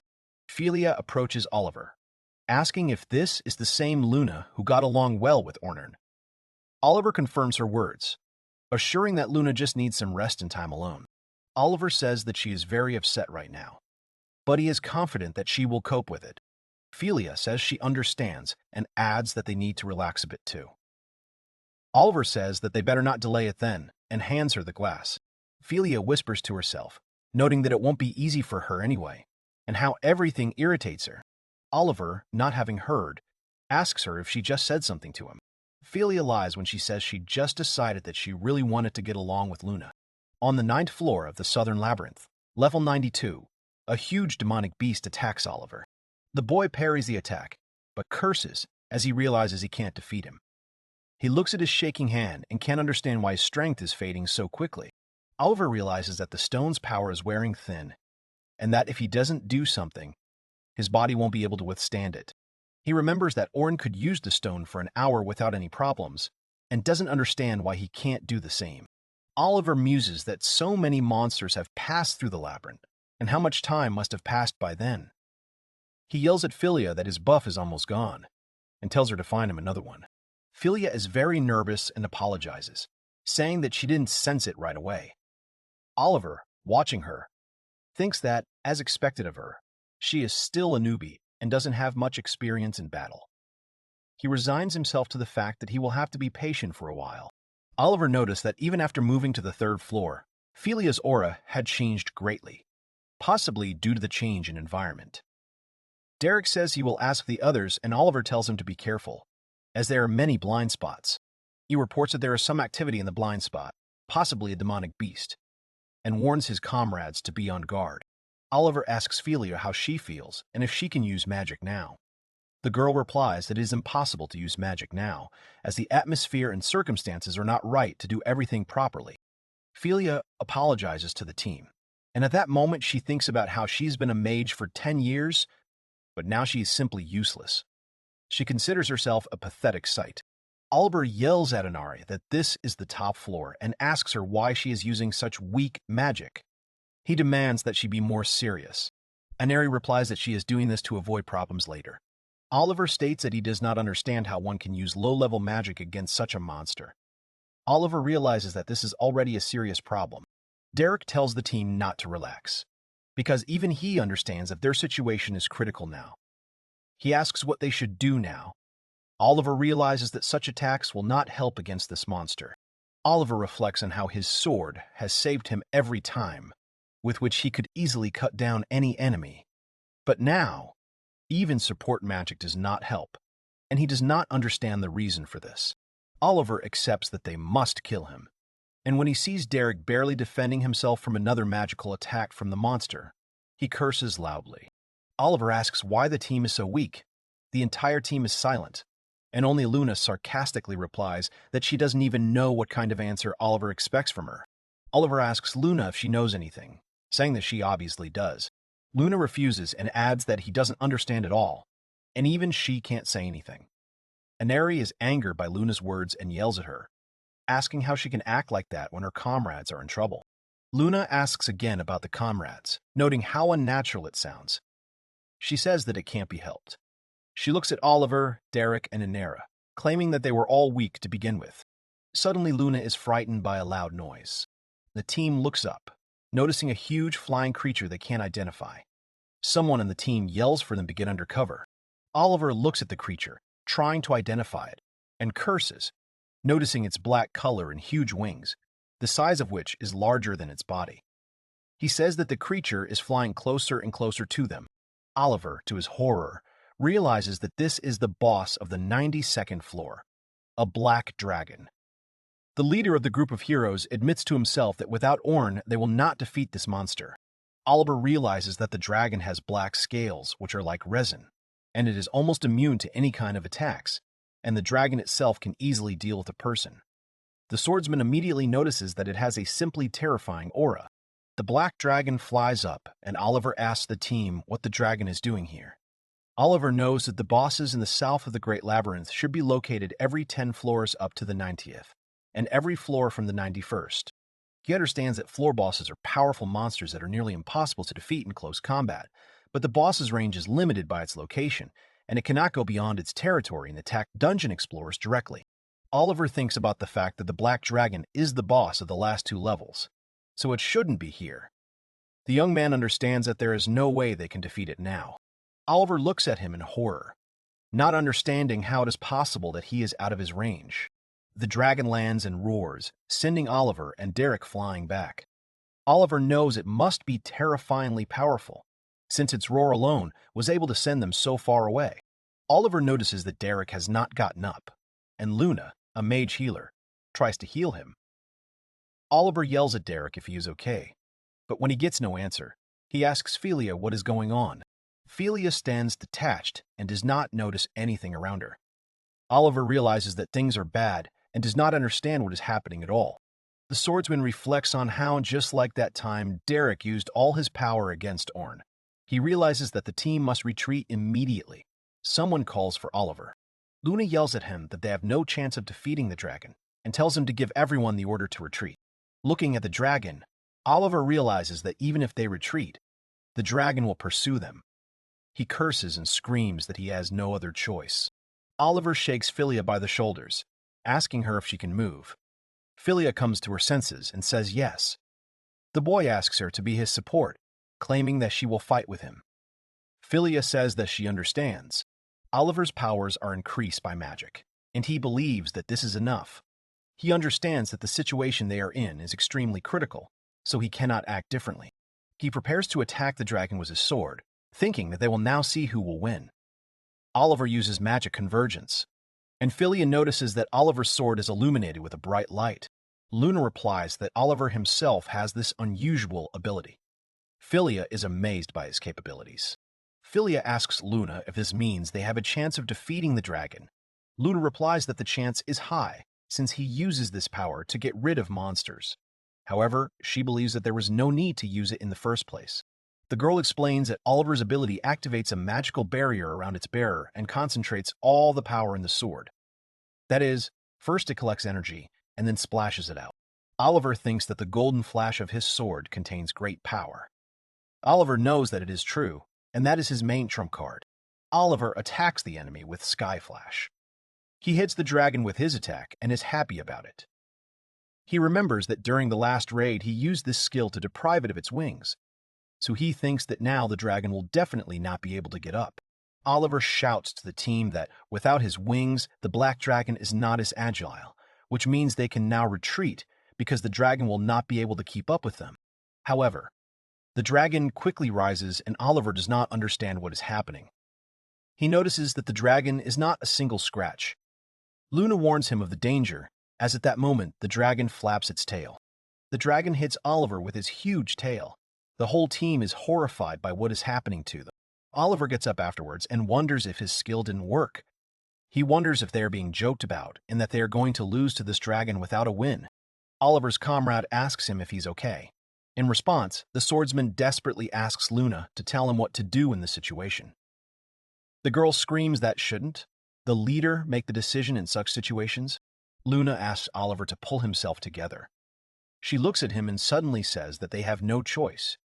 She suggests to Oliver that they use a spell called the Shifting Door. Luna ponders that the Shifting Door forcibly connects two spaces. In order to use this spell in the labyrinth, a special item is needed, but it will transport the caster to another place. But the point of transfer will be another room with the floor boss. Luna yells that their team will be transported to a room with another boss, but at least they will be able to escape from the black dragon. Oliver says she's right. He yells to the crew that they're using the door now, and once that happens, there will be a space warp that everyone will need to jump into. Everyone replies that the order is accepted. Oliver realizes it hurts to admit it, but they've lost this time. A space warp appears, and Oliver yells that it's time. The dragon roars, and the entire team tries not to be blown away by the force of it. Oliver curses and realizes that the dragon has cut them off from the door. He remembers that the black dragon was not so smart before. Oliver notices that the dragon is flying straight towards them and shouts for everyone to get out of the way quickly. The dragon turns the other way, and Luz screams that this can't be happening, but assumes that he is anticipating their actions. She wants to say that at this rate they are, but she doesn't have time to finish, because she notices that the dragon is flying towards the door. The dragon flies straight into the space distortion and a huge explosion occurs. Oliver does not understand what is happening. The smoke clears, and they see nothing in front of them. The dragon is gone, and so is their door to the other room. Oliver and Luna stand in amazement, and Derek asks if he is gone. Inara says that means they are saved, and that it is very nice. Luna is shocked and yells at Honoré. How can she say that? She asks her if she even understands what this all means. Oliver says that the situation is worse than ever, because the black dragon has moved to another boss's room, which means that unsuspecting explorers currently in the dungeon can now encounter it. He claims he didn't think the shifting door could work on monsters. Derek asks what they should do now. Luna replies that the first thing they should do is return to the guild and leave a request to use the spell, Forced Return. Derek asks what Forced Return is. Luna explains that it is the ability of the guild card to transport all adventurers from the labyrinth to the outside. Derek asks if a guild card can do that. Philia says that since they don't know where the dragon is, she thinks they have no choice. Oliver points out that they will probably get a big fine for this, but says that they are in no position to think about such things. He says that they need to hurry. Oliver can't believe that this has happened. The team runs down the labyrinthine corridor of the 92nd floor. Someone calls Oliver's name. Luna begins to talk about what to do next. She states that they must find and kill the black dragon. But with the current composition of the team, they are not able to do this. The girl confidently announces that they must return Orn to the team and, together with him, comb through each boss room to find the black dragon. The team is surprised by Luna's words, and some members are even angry at her statement. They shout at her that she really wants to replace Philia with Orn. They ask her if she is joking. Luna replies that she is absolutely serious. She claims that they treated him terribly, so asking him for help is extremely shameful on their part. But without him, they cannot cope with the black dragon. Luna tells him that he was supposed to be in the labyrinth today with the Silver Rabbit researchers, and once everyone is teleported to the surface, she will try to convince him. Derek is extremely unhappy with this plan. He asks why they even gave him up and shouts that this will never happen. He is sure that today is just a bad day for them and their abilities have nothing to do with it. Luna furiously asks him if he still believes that. Luna asks Oliver if he remembers what she said before the dragon appeared, about the decline of their group. Oliver says he does, but asks what that means. Luna claims that it has always been this way, and nothing has changed in them or in her at all. Oliver starts shouting that what's the matter then, since she saw for herself that even Heavenly Flash didn't do any damage to the dragon. He asks her why she thinks his strongest skill didn't work. Luna calmly replies that the answer is simple. She says it was because Orn wasn't with him. She's sure the boost was too weak, and that's why the Flash was useless. She says it's safe to say they've seen the true power of his skill now. Oliver is angry at Luna's words. He asks what. She seems to be joking. Luna informs that to enhance Oliver's defense, Derek's attack, and Anari's magical power, Orn created his own, unique spells. She asks Oliver if he knows how support magic works. Oliver replies that the power of the boost depends on a caster, and the duration of the buff depends on who is affected. Luna adds that the effect lasts for about 3 minutes on average, and after that time, the caster should simply refresh the buffs. She asks Philia if she is correct. Philia replies that she is almost right. Philia claims that the buff can't last even 2 minutes on them, as the entire team has much higher magic resistance than normal. Philia believes that this is especially true for Oliver, and the buff barely lasts a minute for him. Oliver thinks that she could have said this earlier. However, Oliver clarifies that Philia's skills are clearly superior to Orn's, and therefore there is no point in replacing her. Luna replies that Oliver is right in his own way, and her skills are better. She agrees with that. However, Luna says that this is on the condition that Orn uses the same principles of amplification as everyone else. But it is far from that simple. Oliver asks what Luna means. The girl replies that Orn knew perfectly well that his skills were several times inferior to those of other healers. She explains that this is why, in order not to give in to them and to make up for his shortcomings, he developed several unique spells. Oliver says that it was because of these spells that he was no match for other healers. Luna replies that Oliver is completely wrong. Luna states that he has surpassed other healers with his new skills. He managed to increase the boost effect 50 times. Oliver is shocked by Luna's words. Philia claims that this is impossible, because even Selma, who was called the strongest healer on the entire continent, can only apply a 10-fold boost. Luna replies that she may not believe her words, but it is true. The girl adds that this effect does not last even a second, but Orn successfully used these buffs in real combat. She says that it is because of Orn's spells that the group was able to achieve such success. Oliver asks what is going on. She means that the power of his skill is entirely due to Orn. Luna answers honestly that this is true, and that Oliver and Anari's success was due to Orn's unique spell. She explains that Oliver, by connecting with Orn's support magic, significantly reduced the time it took to activate his powers. The girl thinks that if they manage their time correctly, they will be able to tear off the Black Dragon's wing. Oliver begins to understand what is going on. Luna, addressing Anari, says that she too mistook Orn's support magic for her own power. Luna says that no matter how hard they tried, she and Orn couldn't hear the dragon. She notes that Anari has only been able to use mid-level magic lately, which is easy to activate. Luna suggests that Anari can no longer use high-class magic that requires more time and concentration. Anari yells that this means that the buff shouldn't be removed. Luna states that their group was already at level 86 when she first joined them, and asked if that was convenient for her. Luna says that Orn tried to persuade her to take the intermediate level, but she refused only because it was too much trouble for her. Anari is irritated by Luna's words. Derek asks if Orn was boosting his attack back then too. Luna replies that this is exactly the case, and despite the instant activation, his power is at its maximum. She adds that, moreover, when the buff time expires, even though the equipment and magic are strengthened many times by his spell, there is no feeling of heaviness in the body. She believes that, surprisingly, it even surpassed the support magic. Derek, Anari, and Oliver are shocked by what Luna said about Orn and his influence on their entire team.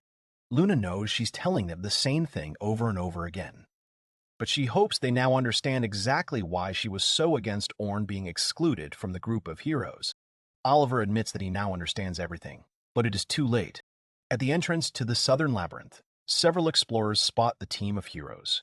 They discuss how they only heard this morning that they were heading into the depths of the dungeon with a new healer, and they are already returning so quickly. They say that the new healer seems to be very good, and that is to be expected from a group of heroes. They are confident that they have passed level 94. The team hears explorers talking about them, saying that they are S rank and incredibly brave, because the monsters of the deep are the most dangerous of all. They claim that the team of heroes are the hope of all explorers. Oliver is angry with himself, cursing and wondering if they can even call themselves heroes.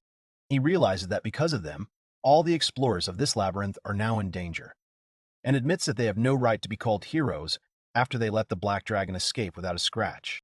Oliver thinks that this problem needs to be solved as soon as possible, and understands that they definitely won't be able to cope without Orn. Several hours before the events, Orn enters the labyrinth realizing that he has a bad feeling about it. On the day of their exploration, they are on the 36th level of the labyrinth. Orn says that today it will all end. He reflects that today they are to go from level 36 to 50, and having reached 51, they will return back with the help of the transition crystal. The young man understands that everything is the same as before. Difficult magic for beginners and boss battles are the leader's responsibility, so it won't take much time, but something is bothering him. He finds the atmosphere in the labyrinth to be very oppressive today. He notices Logan Hayward of the 10th Squad, and wonders if it might be because of the way he looks at him. Orn decides there are more important things to do now. He turns to Caroline, asking for a moment to talk. Caroline Ingrid of the 10th Squad immediately agrees and asks what happened. The young man says that he wanted to give her advice for the future. The girl impatiently asks what kind of advice he intends to give her. Orn notes that in yesterday's battle, Caroline tried to kill the enemy alone. He adds that the role of a protector is not to do that, but to simply attract the enemy's attention and leave the rest to their allies. Caroline replies that if she does that, it will be hard for the others, and that is why she always goes to the front lines to fight. She asks Orn if there are any techniques to make it easier to fight alone. The young man replies that you can't always rely on yourself, and that from now on she should try to work together with the rest of her team. He tells Caroline that he heard from Selma that even Albert, the former ace of the Silver Rabbit, relied on his allies. Orn recalls that the strongest of the Silver Rabbits, Albert Sensible, died last year in a battle with the level 92nd boss, the Black Dragon. According to Selma, his absence weakened the Silver Rabbits considerably, and he believes that it caused them to give up their leadership position to the hero group. He muses that the Black Dragon is dangerous for the group of heroes, and in the worst case, someone might die fighting it, like Albert. Caroline tells Orn that Albert died covering for his partner who was supposed to protect him, and after his death, the partners became less cheerful, and nothing else changed. The girl says that this is the reason why she doesn't see the need to keep anyone close to her, because if she is the only one fighting on the front lines, then others will be safe. Seeing the determined expression on the girl's face, Orn decides that he, an outsider, should not interfere in this. He tells Caroline that he understands her, and that he has nothing more to say to her. The young man asks her to do everything in her power today. Caroline thinks about it, but then smiles sweetly and agrees to Orn's request. Caroline runs ahead, thinking she needs to try harder. Orn is called by Sophia. The boy asks if something is wrong, but the girl simply asks permission to ask something. Orn asks what exactly is bothering her. Sophia asks him what skills he thinks she lacks. She wants to know what she needs to do to become stronger. He thinks about her question, repeating it out loud, and remembers that sometimes she overdoes it with the power of the magic she uses. However, he understands that he must answer in a way that does not hurt her feelings. To begin with, Orn asks Sophia to try to explain how she understands magic. Sophia says that magic is a power that allows you to control air and cause interactions with the surrounding world. She explains that only demonic beasts possessed magic, and therefore magical techniques were developed against them, which are used by people who do not possess magic to cause reactions close to it. Orn thinks that in general she answered correctly. But to be more precise, the technique is the process of magical magic in the phenomenon. That is, the technique and magic are one and the same. Orn realizes that this may confuse some people and says that she understands the gist of it. He clarifies that she knows about activating magic. Sophia explains that there are two stages to activating magic: technique construction and magic power influx. She explains that technique construction is the derivation of a magic spell by changing the power and range of action from the basic formulas of magic techniques. And magic power influx is the release of the constructed technique outward. Oren realizes that her answer was too much for a beginner. He praises her, saying that she understands magic well. Sophia thanks him for the praise. The young man says that in that case, he will teach her higher-level techniques. Sophia is happy with this news. The researchers are already at the 40th level of the labyrinth. Oren tells about the parallel unification. Oren says it's like putting words together to form sentences, in that she's combining several techniques at once. He believes it's a necessary skill for advanced mages. Sophia replies that combining several techniques at once sounds very difficult, and wonders if she can do it. Oren replies that if you prostrate, anyone can do it, and mentions that Logan has used this technique before.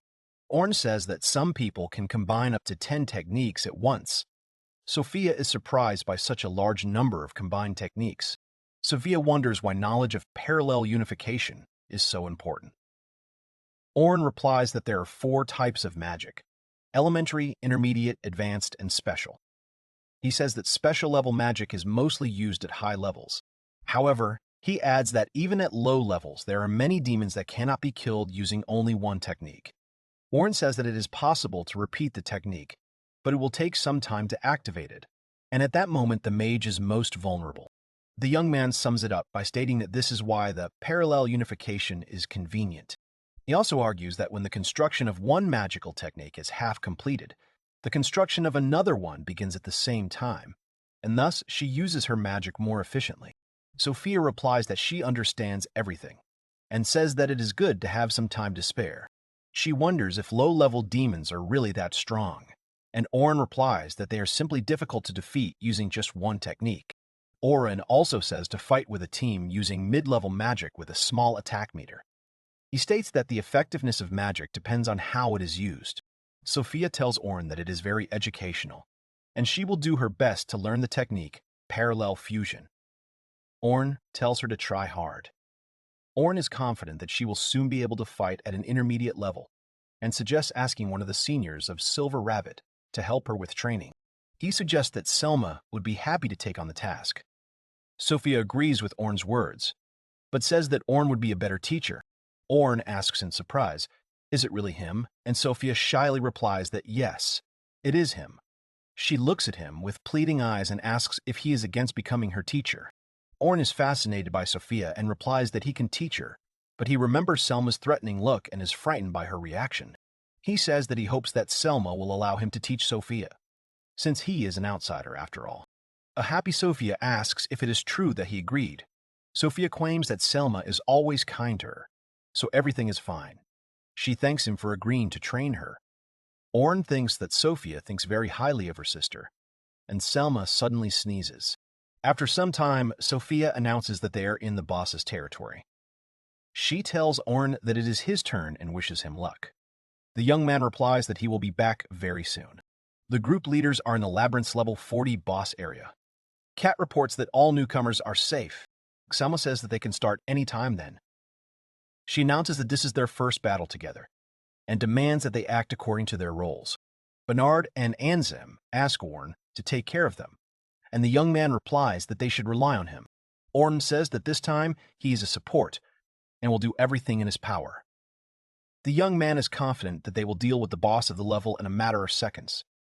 The group leaders laugh and think that it is hardly possible. Oren turns towards the newcomers' hiding place and tells them not to come out. The girls agree. Sophia reflects on the fact that this is the first time she has seen the leaders fight together. She thinks that they have amazing strength and their fights with enemies are completely different.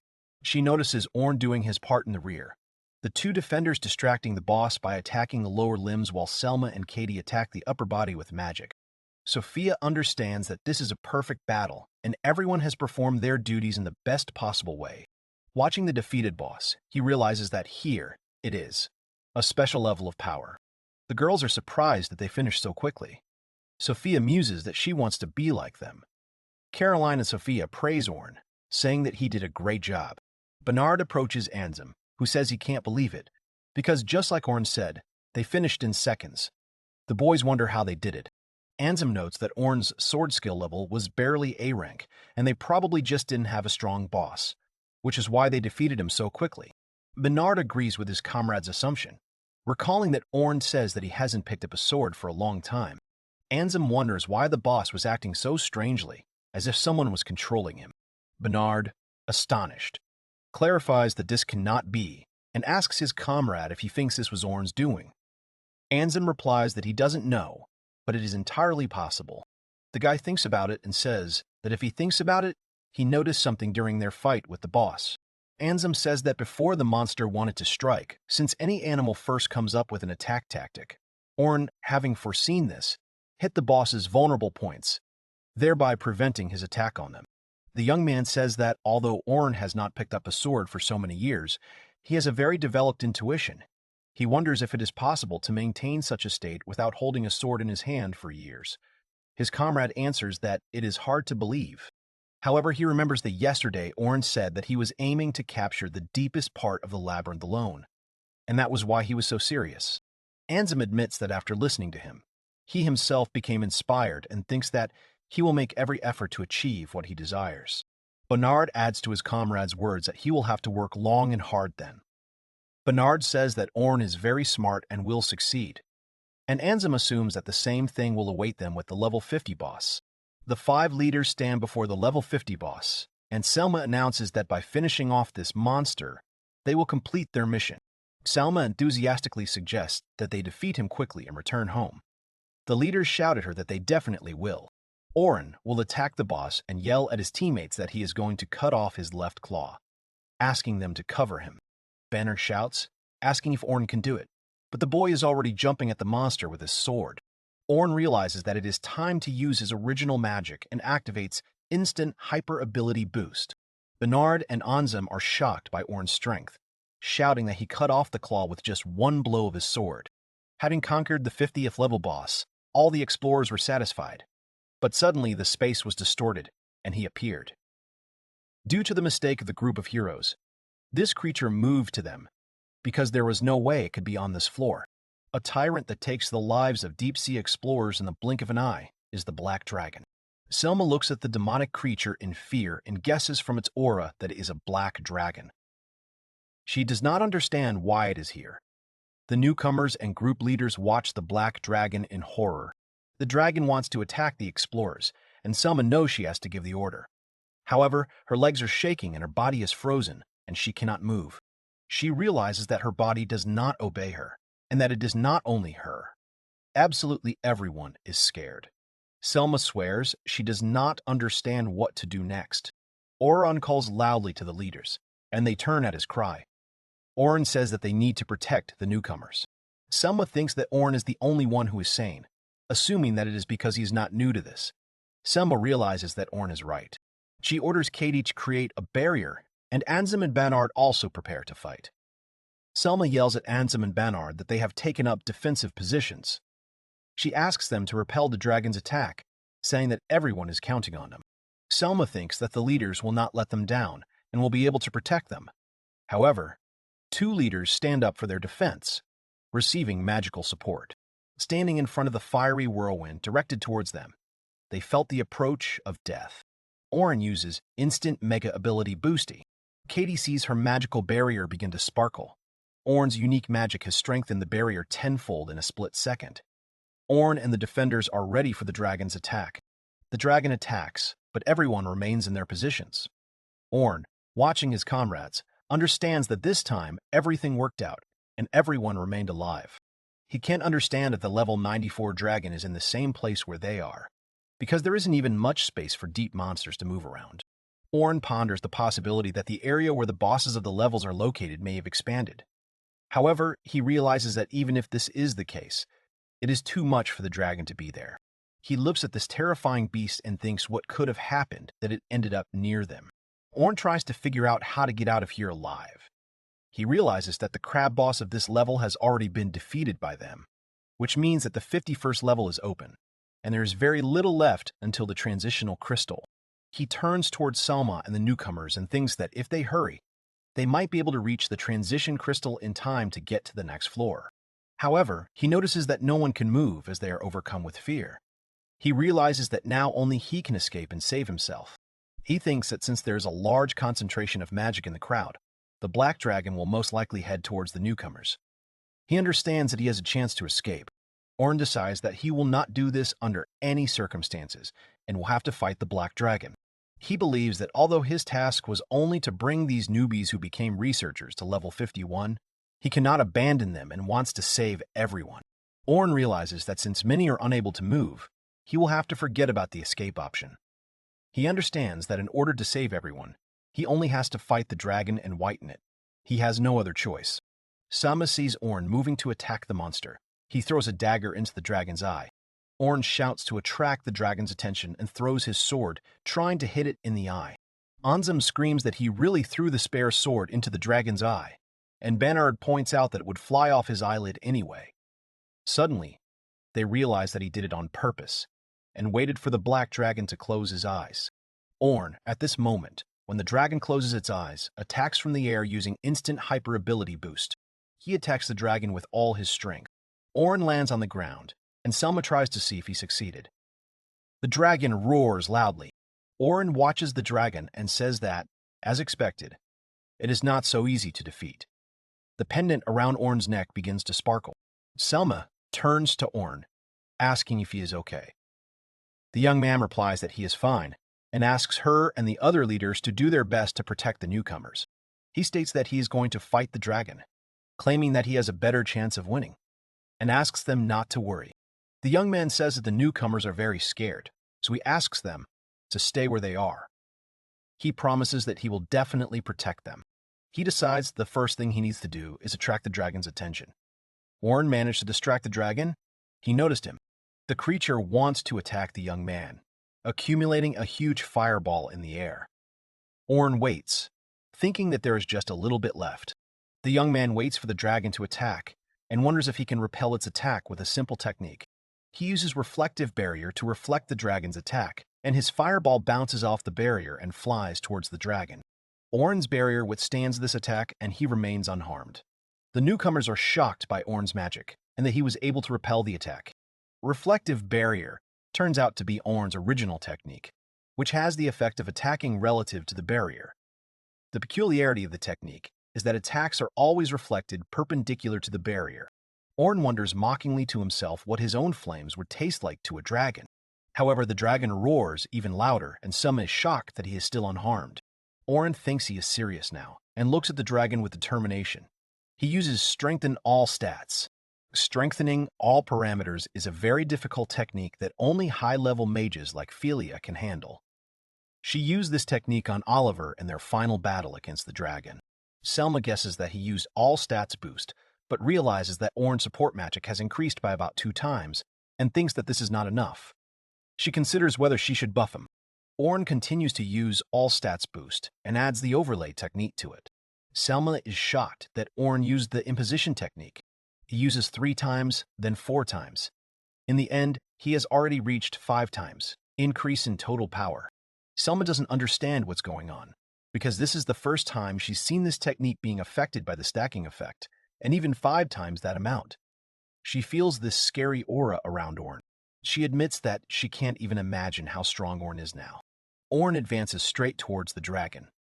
The dragon roars loudly and tries to hit Orn with its tail, but Orn quickly disappears from that spot. Orn jumps to avoid the dragon's attack, and the explorers spot him hanging high on a cliff. They think about how he covered such a long distance in the blink of an eye, admiring his speed. Selma realizes that this is no longer the usual physical ability enhancement technique, and tries to figure out what kind of technique it was. Selma ponders that support magic cannot be cast, and even if support magic spells are used continuously, the effect of the previous one is reset. However, she realizes that thanks to Orn's original technique, they can be superimposed on each other, and believes that this technique is a magical bug. Quarterly stacking means that the same spell will have its effect multiplied by 5 times, and because Orn can double his support magic, with 5-fold stacking it can be increased to 32 times. However, this technique has 2 drawbacks. Firstly, the technique does not buff anyone except Orn, and secondly, it can only be used in a short-term, decisive battle. Orn is almost exhausted, his nose starts bleeding. Orn simultaneously stacks 30 techniques, causing a heavy load to be exerted on him.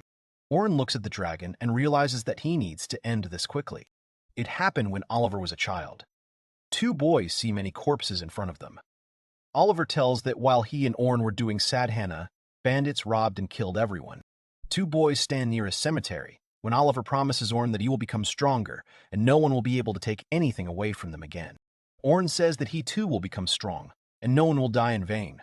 Orn reflects that no matter the situation, he is now strong enough to protect the people he loves. He thinks that in order not to lose again, he became a researcher who seeks power and knowledge. The young man realizes that in order to protect everyone, he only needs to destroy the barrier in front of his eyes. He stands in front of a huge dragon and thinks that there is nothing complicated here. He just needs to defeat the enemy. Selma doesn't believe that Orn originally intended to defeat the dragon alone. She realizes that setting up the overlay effect, increase all power, must be incredibly difficult, which initially seemed beyond her realm of reality. The girl realizes that all she can do is protect the newcomer so that Orn can focus. But despite this, the workload remains colossal. Orn moves quickly and ends up in the air above the dragon. Selma thinks this is bad, as Orn is more vulnerable in the air, as he is easier to attack. Orn tells the dragon that it was a good move. The young man says he will never give in and uses magic to create a large, flying black support underneath himself. Selma, watching him step onto it, cannot understand what Orn has done. Orn steps on it, and Banard assumes it is an aerial support. Selma asks if this is Orn's doing, saying she has never seen anything like it. This also turns out to be Orn's magic called magic concentration, and it can only be used by Oliver and Orn. Its essence is to collect and materialize magic. Although Oliver uses it as an offensive magic, it has a very wide range of applications. If this magic is released, it can be used to move through the air. Orn attacks the dragon using Sense Boost and Stamina Boost. Using Instant Mega Ability Boost, he slashes the dragon's neck with his sword. The dragon roars in pain, and the 10th group notices that he has been seriously injured by Orn. Orn lands back on the ground, still focused on the fight. Selma knows from the look on his face that it's too early to cheer. The dragon became even more angry. Orn notices a large explosion near him, and the other leaders are confused about what is happening. Orn manages to dodge the dragon's magical attack. Suddenly, Sophia asks, "What is that?" pointing to a large black thing between the dragon and Orn. Sophia speculates that the dragon has changed the shape of the smoke emitted by the explosion and is using it as a weapon. She wonders if a black dragon is capable of such a thing. Orn realizes that this explosion was similar to magic focus. Orn reflects that the black dragon's main attacks are the fireball and the high-speed tail strike. However, beyond that, he has a truly terrifying attack called Purple Haze, which is smoke that can transform into a whip or spear, allowing him to attack his opponent from all sides. Orn realizes that there have never been so many attacks in battles with the dragon before. The young man understands that the real battle is just beginning. Orn yells that he will make him attack with all his might and uses Fire Flash. He tries to wound the dragon with his sword, but the sword does not penetrate its scales. Orn realizes that the dragon has an incredibly strong body. The dragon attacks Orn with its tail, and the boy notices that the attack speed has increased greatly and realizes that he will not be able to dodge it. He decides that he must prevent the attack. Orn uses a spell called Stonewall, and it prevents the dragon from hitting Orn. The young man decides that he has no choice but to keep his distance from the dragon. The dragon destroys the stone wall erected by Orn, and the young man cannot believe it. The monster attacks Orn again, and he manages to block it with Reflective Barrier. Orn thinks about how glad he is to have an original magic technique that can block attacks. The explorers watch Orn and the dragon fight, and Logan notes that it is simply a terrifying battle. Sophia is worried about Orn, while Selma is wondering what to do, since Orn can only dodge now without the ability to attack. Orn recalls that earlier, when he fought the dragon as part of a group of heroes, Derek and Luna controlled the mist, and Oliver and Inari destroyed it with the power of Pyro. He wonders if he can handle all these roles on his own. Orn vows that he will not lose to the dragon. He remembers his former comrades, and says that he will not rely on them. The young man shouts that he will defeat the dragon alone. He runs towards the dragon to attack it. The dragon is about to attack as well, and Orn realizes that the dragon is very vulnerable during an attack. He decides that the time has come and goes straight to the dragon. Caroline notices that he has become bait, and manages to dodge all the attacks to keep them all safe. Caroline says his dodges are akin to the movements of a defender. The girl thinks that Orn is simply incredible. The young man, dodging attacks, realizes that even without Derek, He can dodge blows on his own. And since the attacks miss, there's no point in the heal that Luna was responsible for either. He believes that Oliver's physical attack is not a problem for him, and only Henri's roll, which consists of a magical attack, causes him difficulties. He pushes forward and runs straight towards the dragon. Warren watches the dragon and realizes that it is still unharmed, but decides that his main goal now is to attract the dragon's attention, not kill it. Warren decides to surround him with magical spells, although he realizes that he has never used so many spells at once before. All the spells that surrounded the dragon begin to activate and attack him. Orn says that he understands that such magic will do almost no damage to him, and therefore prepared something special for him. Orn attacks the dragon with the spell Sequential Empowerment. The spells continue to attack with renewed vigor, and Selma screams in shock that the magical attacks have really become stronger. Sequential Strengthening is a special magic formula that is created before a spell. It absorbs magical energy from the air and feeds it into spells, thereby strengthening them. It is also Orn's original magic. Orn reflects that his magic is now on par with Inari's. The youth uses magic convergence, and Selma notices that Orn's blade is coated with incredible magical power.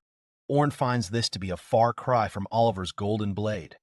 He realizes that his sword has turned black, as if inscribed with darkness itself. Orn attacks the dragon with fury. He uses Sky Flash. A huge explosion occurs and everyone watching is amazed at its power. Orn decides that he will play the role of each member of the group, as this is his idea of the ideal swordsman. He attacks the dragon with Heavenly Flash, and when the flash reaches the dragon, he uses Instant Mega Ability Boost. Orn thinks that he should at least take away its wings, since it took so much effort to attack. The smoke clears, and the young man watches in horror as the dragon is unharmed. The boy realizes that the dragon is unharmed. He thinks that it could not have dodged the flash. Then he notices that the end of the dragon's tail is torn off and assumes that it was used to block. Orn doesn't understand how the dragon knew what he was going to do because he thinks it was the first time the dragon saw the spell. Orn decides he needs to think about what he's going to do next. Orn didn't know that before the dragon appeared in front of him. He had seen a similar attack from Oliver. The dragon knew what this attack was capable of, so he covered himself with his tail. The young man, watching the dragon, realizes that it is time to put the jokes aside. He declares that now everything will become more serious. The boy uses magic convergence and jumps straight at the dragon flying towards him. Orn senses that his support magic is running out. Selma calls out to Orn, yelling at him that she will help. Selma uses her magic, using Ability Boost. Orn thinks that if he uses other support magic now, he can't activate convergence. Selma is surprised that her magic has dissipated. Orn shouts that he doesn't need help. He claims that everything is fine and tells Selma to protect the students first. Selma assumes that this is Orn's ability. She realizes that he does not need her help at all. The girl shouts at him to finish with the dragon already and asks him to try harder. Orn goes on the attack again, using Increase All Stats. The dragon dodges Orn's attack, and the boy realizes that he has no chance in the air and that he must force him to land. He believes that this is his only way to win. The boy decides to attack him with magic that has sequential enhancement. The dragon flies towards Orn as the boy ponders that the skill he wants to use has clear attack directions, making it difficult for them to hit the dragon in midair. So Orn uses Reflective Barrier. He decides that he will change the direction of the attack. The young man wounds the dragon and rejoices, believing that now it will not escape. He also attacks it with Lightning Strike. Lightning Strike hits the dragon, but Orn is in great pain and decides that it is because he used too much magic. But he cannot retreat now. The young man realizes that he must now use Sequential Enhancement to strengthen his spell. Sophia, watching Orn defeat the dragon, is delighted by what is happening. Orn thinks that the dragon is caught and takes the sword in his hands, on which the spell Magic Convergence attacks the dragon, using both Heavenly Flash and Instant Mega Ability Boost at the same time. There's a big explosion, and the dragon falls to the ground. Caroline and Logan shout that the dragon is defeated, and Orn has done it. Selma calls out to Orn as the boy stands before the dragon. Bernard says he can't see anything, but suggests it's not the end. Selma asks if he still hasn't given up after all this. Sophia thinks it's no wonder her little sister admires Orn, since he's their hero. Orn, seeing that the dragon cannot fly, is glad that he has finally managed to pin him to the ground. The dragon can still fight. Selma calls Orn. She thinks about this pressure and how he still has so much strength. Orn decides that, in this case, he will have to use something. The young man uses the spell, Magic Blade. Selma notices a dark substance appearing near Orn. Selma doesn't understand where the pressure is coming from, realizing that she is barely holding on to keep from flying away. She wonders what Orn is doing. Logan notices Orn has a large black blade. Selma asks if he created it out of thin air. She feels that it gives off such a terrifying aura, as if the sword was made of pure, concentrated magic. Magic Blade is a spell created by fusing magic convergence and weapon creation. It condenses magic and forms a weapon. Selma believes that even without using instant mega ability boost, it surpasses special class magic. The dragon starts to attack Orn, and Sophia warns him of the attack. Orn realizes that it is just a monstrous attack, and it looks like he is giving it his all as well. Orn uses Reflective Barrier to block the dragon's attack. Caroline happily exclaims that he was able to block the attack. Orn creates Reflective Barrier one after another. Selma doesn't understand why he needs so many barriers. She has an idea.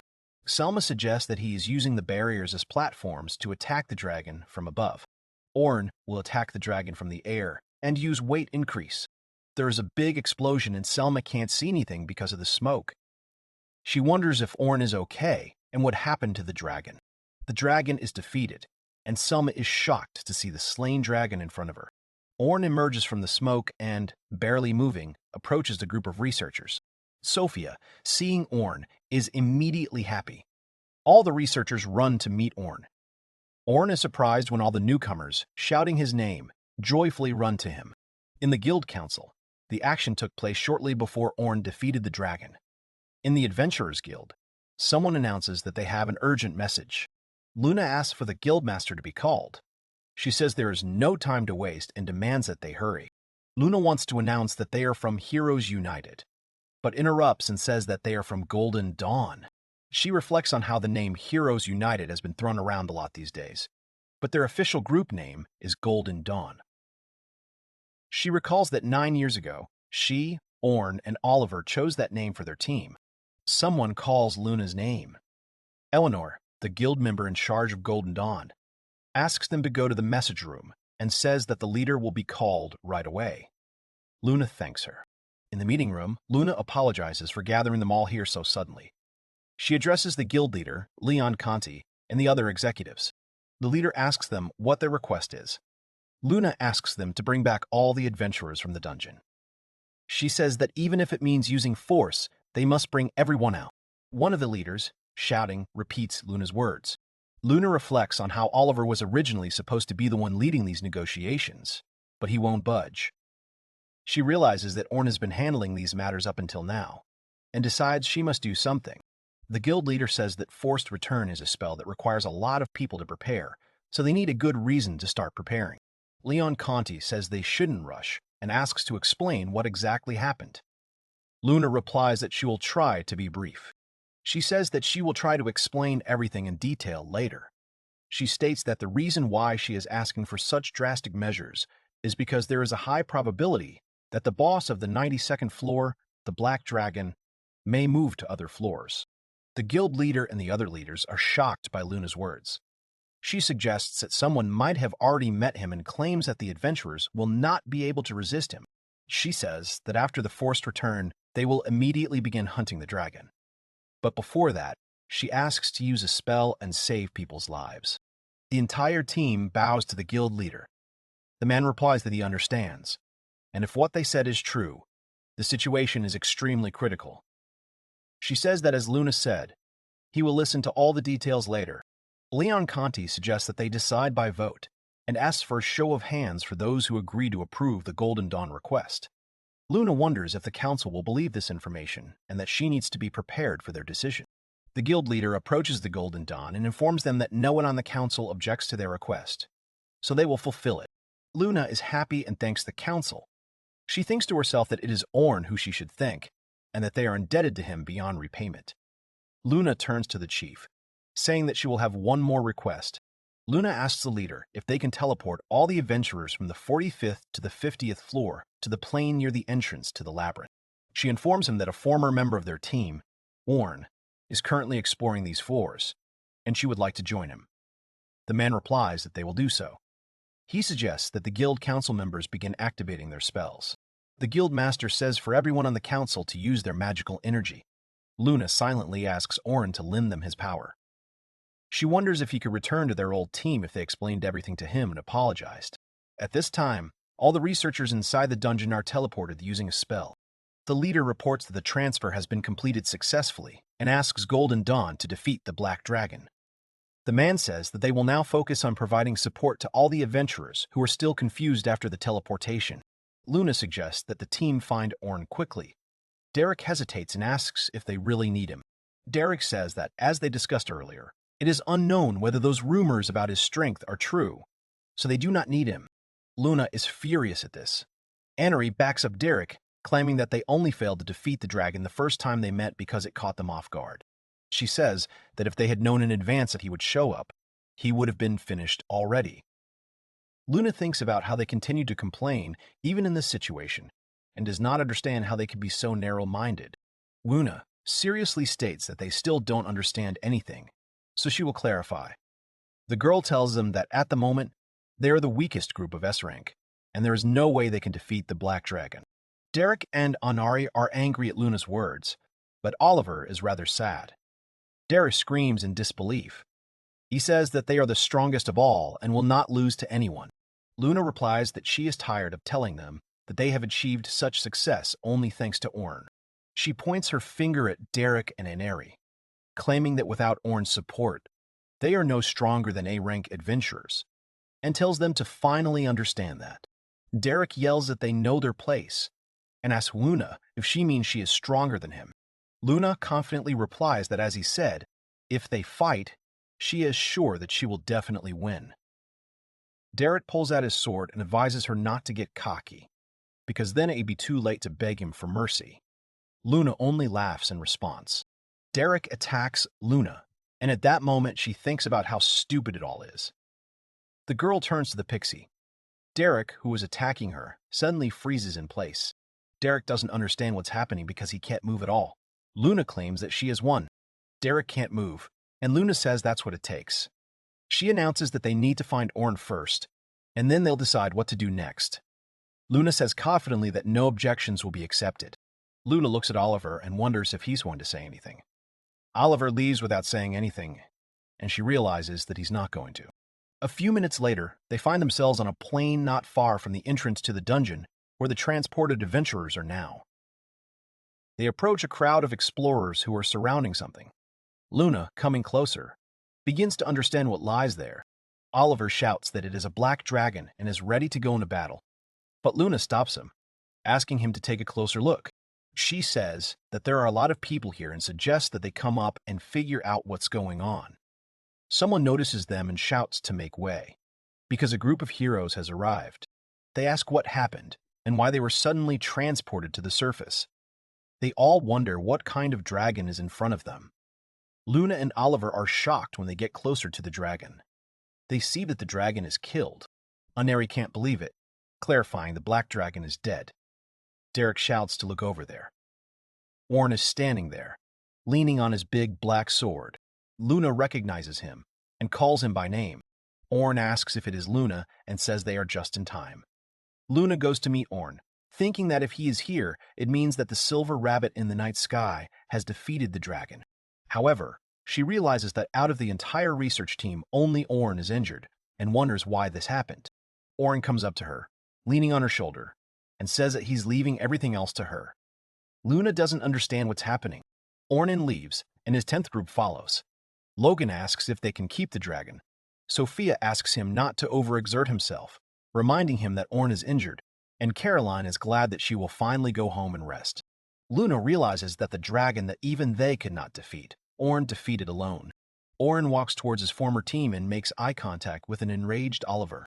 Orn walks towards his former team and makes eye contact with an enraged Oliver. Orn walks past Oliver and the rest of the team indifferently. That same night, Sophia sits with a pen in her hand and notes that today was a very eventful day. She thinks that she needs to write a report and realizes that there will be a lot of mentions of Orn, such as how he trained them and taught her magic. She will also write in the report about how he single-handedly defeated the Black Dragon. She will realize that he saved her life again.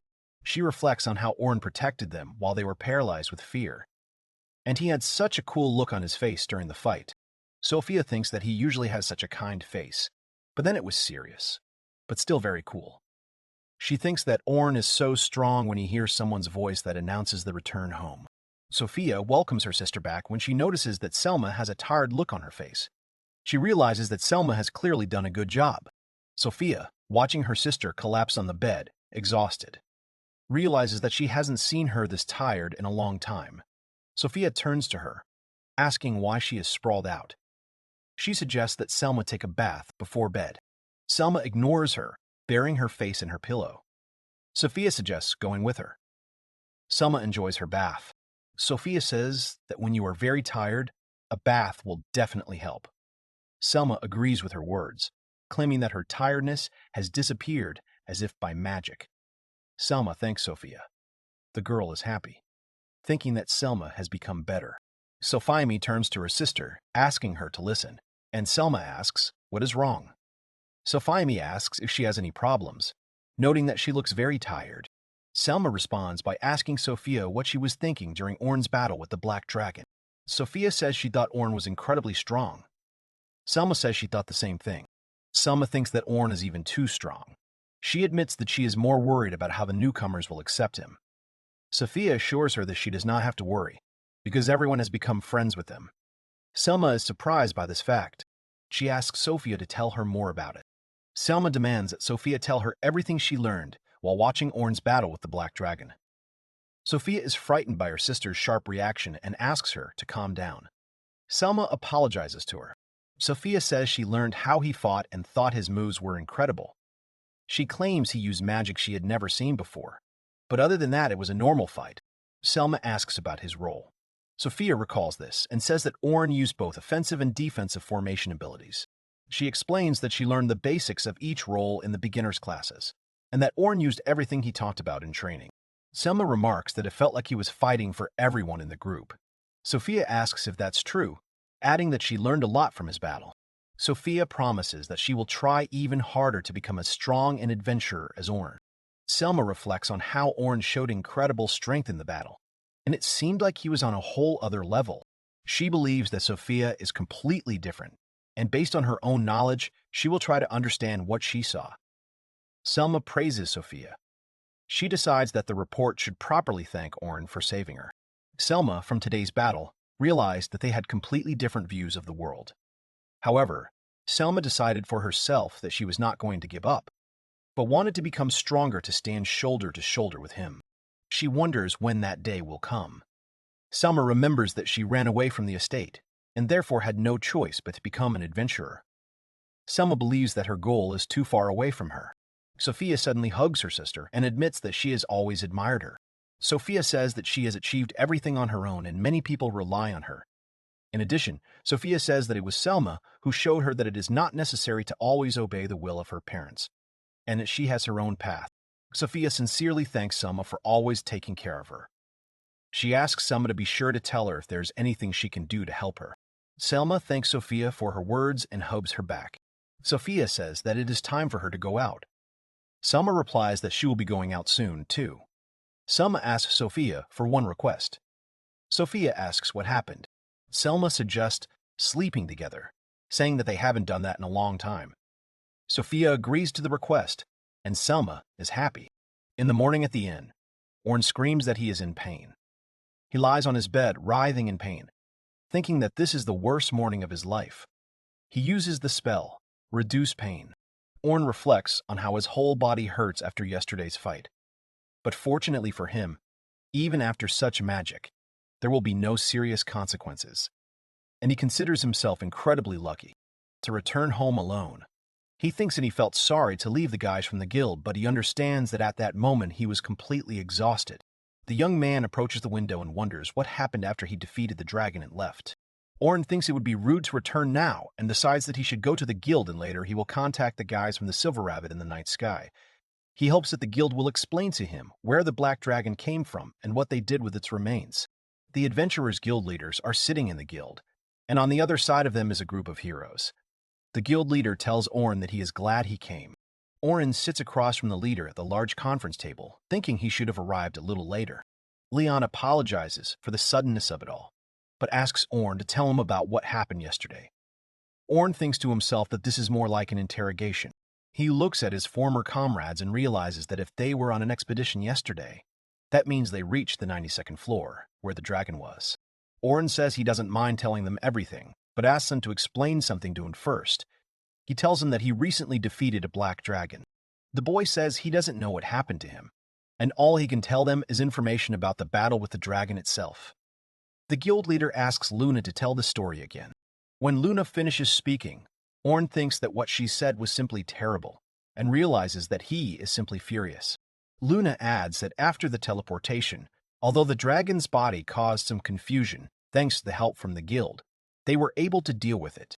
Leon thanks Luna for the story and turns to Orn, saying that the dragon has moved through the passage into the boss area of the 50th floor.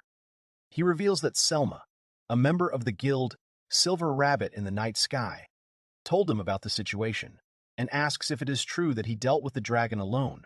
Orn is silent, looking at his former comrades, thinking that he did not think that they were all so pathetic. Orn replies that he fought alone and states that he will tell all the details of the battle with the dragon in the form of a dungeon exploration report. Orn reports that the final grade is 2 points, and that new combat tactics have been developed in comparison to previous experiences. Derek interrupts Orn, asking him if he really fought alone. Derek claims that thanks to them, the dragon was quite exhausted and injured, and tells Orn to be grateful that they saved his pathetic life. Orn replies dismissively that he's interfering with his report and tells him to shut up and sit still. Derek, enraged by Orn's words, states that they are a group of heroes, but Orn interrupts him, asking if Derek didn't understand what he said. The boy asks to be allowed to repeat himself, and again tells Derek to shut up and not interfere with his report. Derek yells at Orn, asking what he's talking about. He tells him not to talk to him like that. Annery also yells at him not to look down on them. She furiously asks Orn if he has any idea what it took to fight that black dragon. Orn asks the chief for permission to speak, and the man nods his head in agreement. Orn realizes that his patience is snapped, and begins by saying that he is, to put it mildly, at a loss. He turns to Oliver, saying that he understands the unusual nature of the situation, and that they were surprised when the boss left his room. However, Orn wonders how they could go so deep when they had just added a new wizard to their team. He claims that Luna must have objected to their decision, and asks why they ignored her, and if they really thought they could handle it when they had been to this floor many times before. Oliver gets up from his seat, and Orn says that it looks like he hit the nail on the head. Orn adds that they were very lucky to have made it past the 92nd and 93rd floors, and that he had told him this before, and also warned that with their current strength they would not be able to go further. Orn yells that they were already in a situation back then where one wrong move would be the end. Oliver gets angry, yelling that this is why they decided to kick him off the team. Oliver admits to Orn that he thought that if they found someone who could use support magic better than him, they could go deeper. He wants to continue explaining the reasons for his actions, but Orn interrupts him, saying that he made a decision, and the majority supported him and claims that he understands everything. Orn admits that many wizards are stronger than him, and he understands why Oliver kicked him out, saying that he is the leader of a group of heroes, and they must conquer the labyrinth, and for this he needs only the best adventurers. Orn turns to Oliver and says he is angry at him because he disdains support mages. Oliver states that this is not the case, and he replaced him because it was necessary. Orn asks Oliver if he has any idea how difficult it is for wizards to complete the dungeon, and what it was like for them to be new. Orn says he doesn't think so. He claims the problem is that he expects people to be on his level right away. The young man shouts at Oliver that without his instructions they will not cope, and such a group will immediately fall apart. Orn tells Oliver that now his group deserves to be no higher than B rank. Oliver is furious, asking Orn what support mages are for at all. He claims that they simply buff the team and sit in a safe place the rest of the fight. Oliver asks what the point is then, stating that support magic is something anyone can learn. Orn asks if Oliver is serious. Oliver shouts that it doesn't matter whether he's serious or not because it's true. Orn suddenly rises from his seat. Orn reports that Oliver is 61 seconds. Aneri is 134 seconds. He continues by saying that Derek is 186 seconds old and Luna is 140 seconds old. Orn asks them what that means. They are silent, and Orn wonders if they have forgotten already. Orn states that it has been a while since he has been holding on to their empowerment. Orn asks to be allowed to explain, and explains that on average, support mages use 3 buffs per ally, and each spell has a different activation time. Orn says that you need to constantly monitor the time of the boost, and also that the support mages monitor the overall situation during the battle and give instructions. He asks Oliver if he can handle it. Oliver exclaims that this can be learned and he will get used to it. Orn replies that he is already an experienced adventurer, so it is quite possible. Orn inquires about their newcomer, and suggests that they began fighting as soon as they entered the dungeon, saying that it was a training exercise in teamwork. The young man says that the duration of the boost depends on the target and is difficult to calculate, and if they run out of boost, they can die. He says that he constantly had to keep a lot of information in his head, because their lives depend on it. Orn turns to his former comrade Oliver. Orn angrily asks Oliver if he thinks it's easy. Oliver, feeling awkward and confused by the question, never answers him. Orn claims that they were incredibly lucky to be able to return alive, all thanks to their sorceress, so they should be grateful to her. The group of heroes stood there not answering, with their heads bowed, feeling humiliated. Orn apologizes to the guildmaster for causing a scene and announces that he is going to continue his report. When Orn finishes his story, Leon states that his report was rather short. Orn asks the chief if he is dissatisfied with anything. The man refuses, saying that his report is perfect. The leader claims that from the reports of other researchers, they understand how they fought. But in Orn's report, this information is well hidden. Orn replies that the report should include information about the dungeon, and to himself that it is not necessary to report on tactics or unique spells. The guild leader agrees and announces that they will end here. The man assumes that Orn probably hasn't had breakfast yet. However, he has something else to say. Leon tells Orn that he would like to hear about his plans for the future. Orn replies that he is not against it, but wants to know the reason for his interest. The leader reports that many groups will definitely want to invite him to their place. He says that in connection with recent events, he would like to know about Orn's future plans. Orn thinks about his plans for the future and remembers the researchers from the Silver Rabbits, namely the 10th Squad and Selma. Orn replies that he has no plans for now, and will simply continue to work as an adventurer. The leader says that he understands Orn. The man, by the way, asks Orn if he knows that the Great Labyrinth in the Salber Empire has been conquered. Orn replies that he certainly knows and asks the reason for the question. Orn reflects that they are now in the kingdom of Notan, and to the north of the kingdom is the Salber Empire, which occupies the western part of the continent. He remembers that there was also a great labyrinth there, which was conquered about 3 months ago, and he heard that even monsters stopped appearing there. The chapter tells that the Empire's explorers went to the dungeons in other cities and, taking advantage of the opportunity, the guild decided to monitor the creation and dissolution of groups. The man says that he understands that Orn is doing just fine on his own, but asks to let them know if he still wants to join something. Orn agrees to the demand, saying that he understands everything. The guildmaster replies that in that case they are done for today, and thanks Orn for coming. Orn says that he will be leaving then. Orn is heading towards the exit of the hall when he turns around to see the disappointed guild leaders and a frustrated group of heroes sitting across from them. The young man thinks about the gloomy atmosphere they have now, and assumes that now they will be told about their punishment for using the spell Forced Teleportation. Orn smirks, thinking to himself that they should hold on, but he himself thinks that it would be better for him to leave. Selma apologizes for coming unannounced and asks Orn how he is doing. Orn replies that everything is fine and says that it would have been better if he had come to her himself, since she probably had a lot of things to do and she still had to go to him. Selma tells him not to worry, assuring him that everything is fine. Orn muses that he didn't expect Selma to come to him directly at the inn, and that he is glad that she returned quickly from the guild. The young man asks her if she has come to talk about the reward. Selma says that is true, but before that she wants to say something else. She gets up from the table and turns to Orn. Selma, bowing slightly, thanks him for yesterday. She claims that thanks to him, they finished the search without missing anything. Orn, feeling embarrassed, asks her to raise her head. He says that a powerful person like her should not lower her head to him. Selma, still not raising her head, replies that she understands her situation, but it was necessary. The girl claims that Orn saved the lives of many newcomers from her clan, and she is sincerely grateful, so she does not care about her position. Because she believes that she must express her sincere gratitude, Orn thinks that Selma is a very honest person and thanks her, saying that since she says so, he is glad. Selma smiles when she hears his words. Selma, sipping tea, suggests getting down to business. She asks Orn if he has time now, and he says yes. Orna suggests that they go to the guild headquarters, and Selma says he is absolutely right. She announces that their leader wants to meet him too. They finish their drinks and decide to head to the guild. At the headquarters of the Silver Rabbit in the Night Sky Guild, its leader states that he wanted to express his gratitude for saving his subordinates. Vince Briard, the guild master of the Silver Rabbit in the Night Sky, bows his head to Orn and thanks him. Orn assures him that he does not need gratitude and that anyone would do the same in his place. The young man reflects on how often people bow their heads before him today. Selma thinks that anyone would have done the same, and the leader claims that he could have simply run away and no one would have blamed him for anything, but notes that he didn't do that and won.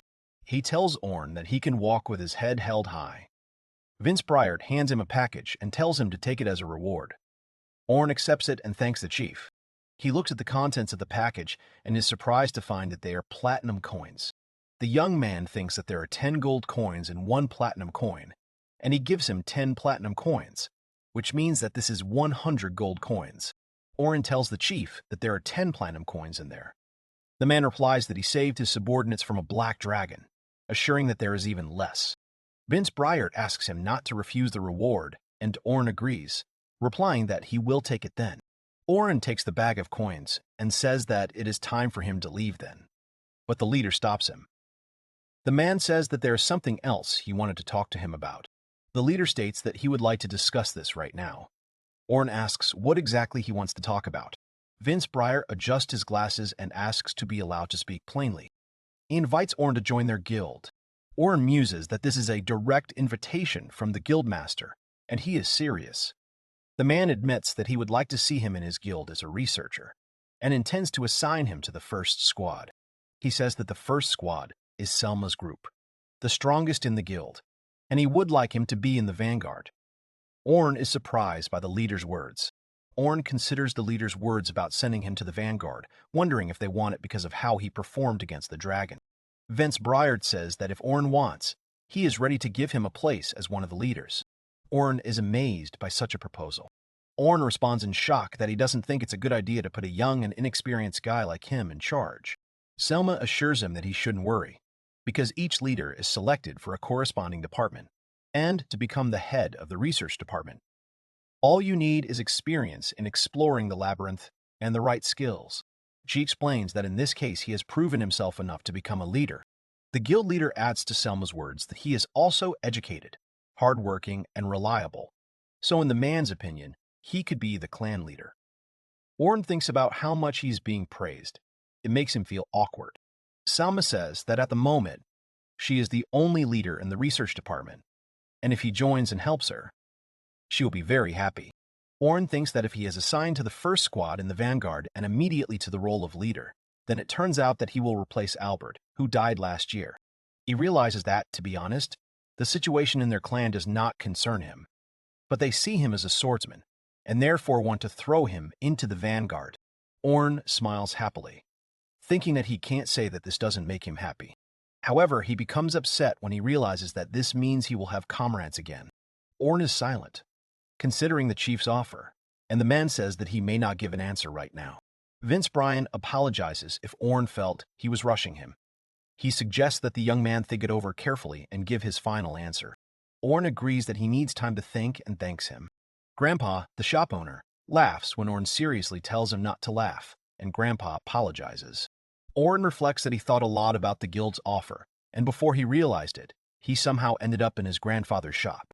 Grandpa tells Orn that he always felt like he acted too mature. He admits that he is glad to see that he can think in an age-appropriate way. Orn asks if Grandpa thinks he is thinking too immaturely now, but states that he is seriously concerned about it. Grandpa replies that he understands. Grandfather suggests that he is afraid of being used and abandoned again. He asks Orn if he still has that trauma. Orn confirms. Orn recalls that when he was kicked out of the group of heroes, although he understands that it was his fault because he was useless, he still felt damn hurt because he tried his best. Orn says that's why he thought it was better for him to be alone from now on. He asks what if the same thing happens in this clan too. He admits that the 3 days he spent with them were filled with joy. Grandfather asks Orn to listen and says that in his opinion their whole society is built on mutually beneficial relationships. He claims that a person cannot live alone, that each of us needs a person, and sometimes you help others without even realizing it. Grandfather tells Orn to look at them.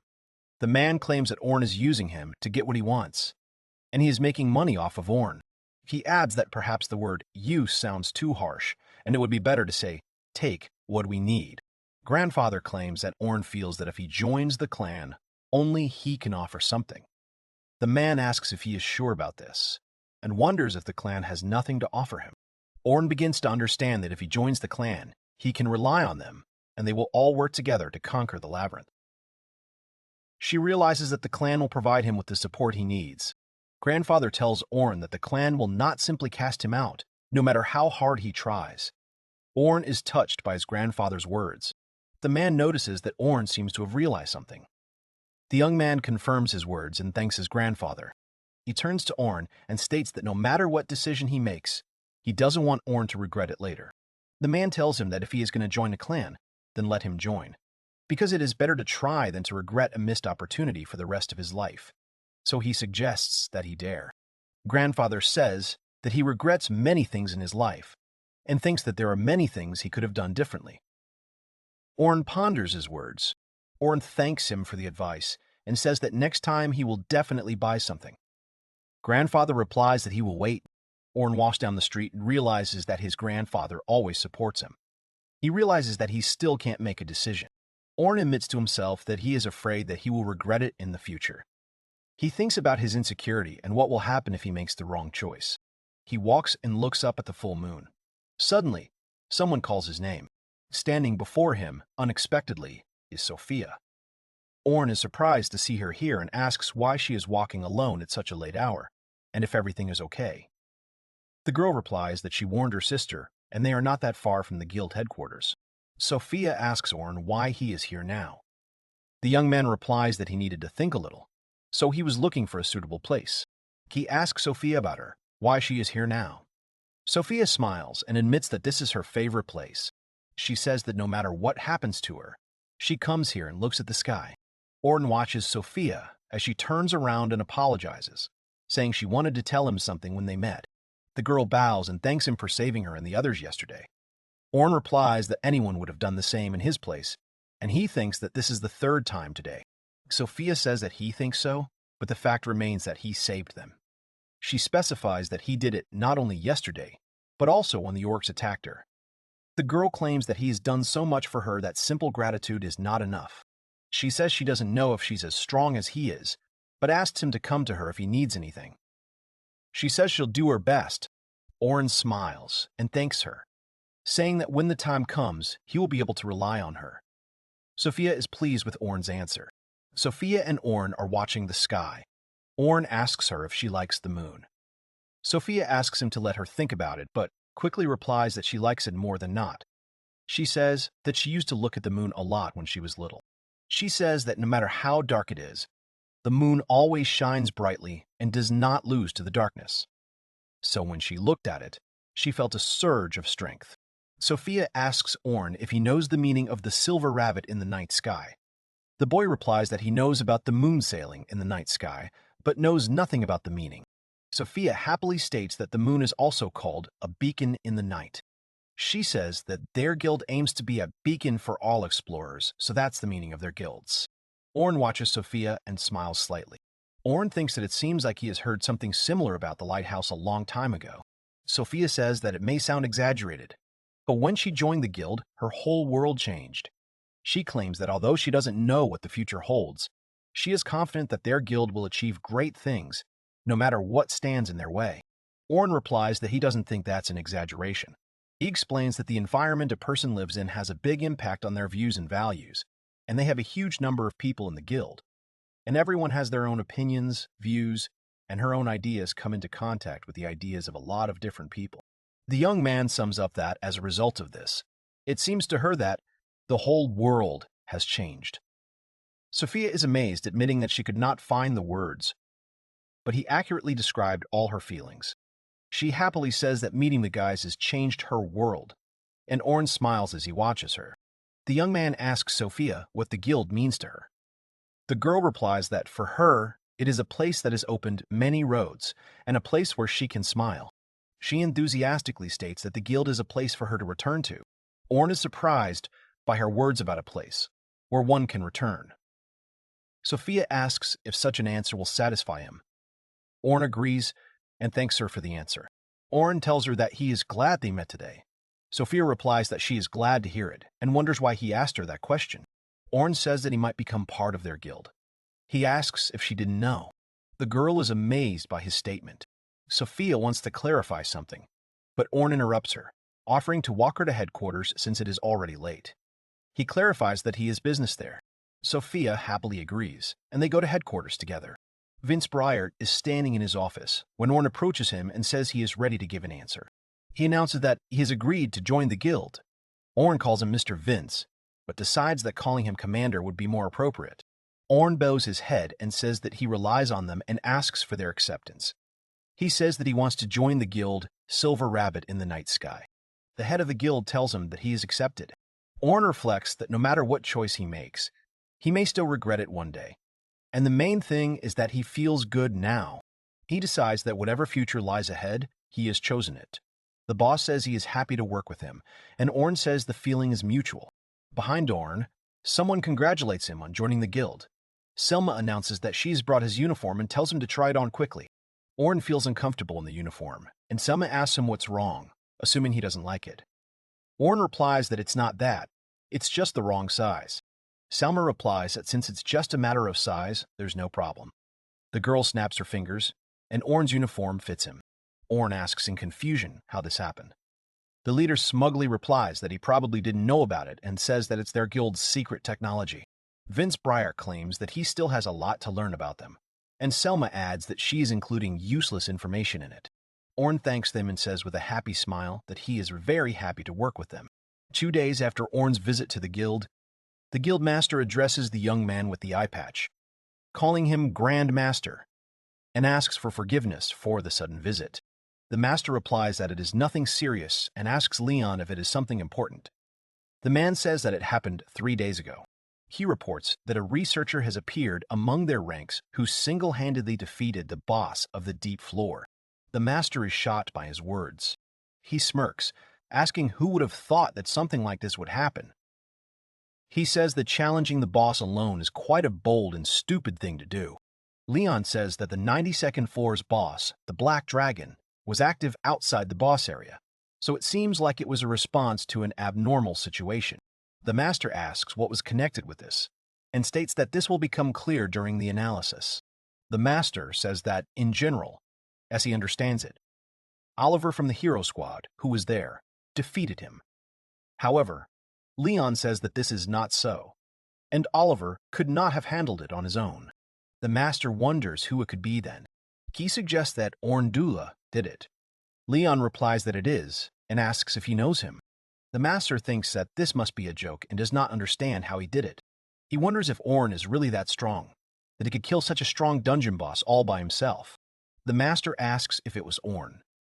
The man replies that, according to their information, it was. The boy asks if he has joined a guild. Leon says that it doesn't look like it and that he was not a member of a guild when he defeated the Black Dragon. The master reflects on how Orn seems to have not changed at all, but wonders where he got the strength to defeat the boss alone. He thinks that this is very curious. The young man thanks Leon for the information. He asks Leon to report everything that has to do with him from now on. The man agrees and says that his report is finished, and it is time for him to leave. The master, alone in his office, muses out loud that this is an interesting development. He believes that if things continue like this, Orn will become his savior. He says that when the day comes, they will leave what was between them in the past. He puts his feet on the table and laughs evilly. He exclaims for Orn to continue his dance, for thanks to him, his goals can be fulfilled. At the same time, in the Great Forest, on the 95th floor of the Great Eastern Labyrinth, a group of explorers finished their battle. One of the group members says that they had to sweat. Agnes Ochala, who plays the role of the Vanguard, says that the collusion of the 5 strongest groups did not take long to come about. The defender, Gabed Rachel, agrees with her words and adds that there is just no result. Zuriel Houghton, a supporter of the group, says she is glad that at least no damage has been done. She wonders what they will do next. The team turns to Xian, who replies that she doesn't think the influential researchers will leave the city for a while, and that they can leave for a while. The team discusses that they should keep a low profile then, and it looks like they are on vacation. They wonder when their next order will come. All the while, the guy hiding behind the tree has been eavesdropping on them. The boy comes out of his hiding place and yells at them to stop. Zuriel informs his comrades that it looks like there are survivors. The guy, crying, screams that they killed all his comrades without a shred of pity. Shiwon clarifies that they do the same thing to monsters. She says that all his comrades died only because they were too weak. She says that people like his comrades should stop going into the Great Labyrinth. The man tells her to be quiet and promises to kill them all. He drinks some liquid in Jabed, smelling it, thinks he has a bad feeling. The guy turns into a huge monster after drinking the liquid and tells them that his anger and fury will be remembered for a long time. The team notices that his entire body is covered in some sort of magical barrier. They assume it's some sort of proprietary drug. Shiun says it's too well made, so the cult must have had a hand in it. Zuriel says things are getting worse. The monster howls loudly and attacks the researchers. Shiun informs them that they don't have much time to waste. She apologizes and, pulling out her weapon, says that she has a short conversation with those who do not want to listen. She, using magic, covers him with ice. The monster does not understand what is happening to him and how it is happening. He freezes completely, turning into a block of ice. Xian declares that they are done for now. Her partner thanks her, calling it a perfect kill. Chibit says that she amazes him with such strong magic and such a quick use of it. Noting that there is nothing left of his magical barrier and power boost, Agnes claims that they are very lucky to have Xian with them. She replies that there is no need to say that and that they could have handled it themselves. Xian declares that they can now talk calmly. She turns toward the trees and says he can come out now. She asks if he is still there. The hiding man replies that she is amazingly attentive. He comes out of his hiding place, and Agnes remarks that they like to hide in the shadows. Xian turns to the messenger, claiming that she heard him move. The messenger says that he came from headquarters. The messenger begins to convey a message stating that an explorer has appeared, who has single-handedly defeated the Black Dragon in the south. He is referred to as the Dragon Slayer, and the team is ordered to eliminate him if they come into contact with him and deem him dangerous. Xian wonders about such a powerful man in the south. She asks the messenger if there is anything else. The messenger replies that according to headquarters, there is a high probability that he is somehow connected to the cult. Xian concludes that there's not much information. The messenger states that they would like their team to investigate, and if he is indeed involved with the cult, he must be eliminated immediately. Shinon says she understands and thanks for the message. The messenger asks permission to take his leave and immediately disappears. Ibid complains that he appeared out of nowhere and disappeared, calling this magic convenient. Zuriel announces that this is their next task. Shiun says that they will leave as soon as they are ready. She says that the cult's influence in the south is growing, so they will have to tread carefully. She states that for a number of reasons, she cannot show her face there, so she leaves the task of gathering information to them. Shion adds that, as always, the labyrinth will be their base, and they will have to go deeper. Agnes claims that they will have to strategize this time. Jubed says that without a guild map, they cannot enter the labyrinth. He asks what they should do then. Zuriel asks how strong the explorer is who defeated the Black Dragon alone. Shion replies that they won't know until they fight him. Shion thinks that he is clearly not that simple if he was able to defeat the Black Dragon alone. Shion realizes that he may be as strong as she is. He remembers that there was such a person in the south. The girl admits to herself that she would not like to get involved with this place, and she definitely cannot cope there alone. She understands that if things are so bad there, then the south, like the west, could quickly fall, and she believes that she must stop it. She recalls that on the day he died, she took over his will and vowed to finish what he started. Xian reminisces about her childhood in Orn, whom she considers her most beloved person. She reflects on how her feelings will not change no matter what. Shinon realizes that she will never forget the day she received the letter with the news either. She feels regret when she thinks back to the past. She apologizes that they won't be able to fight together. However, he decides that he will not give up and will continue to fight even alone. Shinon promises herself that she will crush anyone who dares to stand in her way and avenge Orntak. The girl decides that for now she needs to find a dragon slayer, and if he refuses to be somehow connected with the cult, then he is an enemy whom she will eliminate. At the Silver Rabbit in the Night Sky headquarters, On expresses his gratitude for showing him the dorms this morning.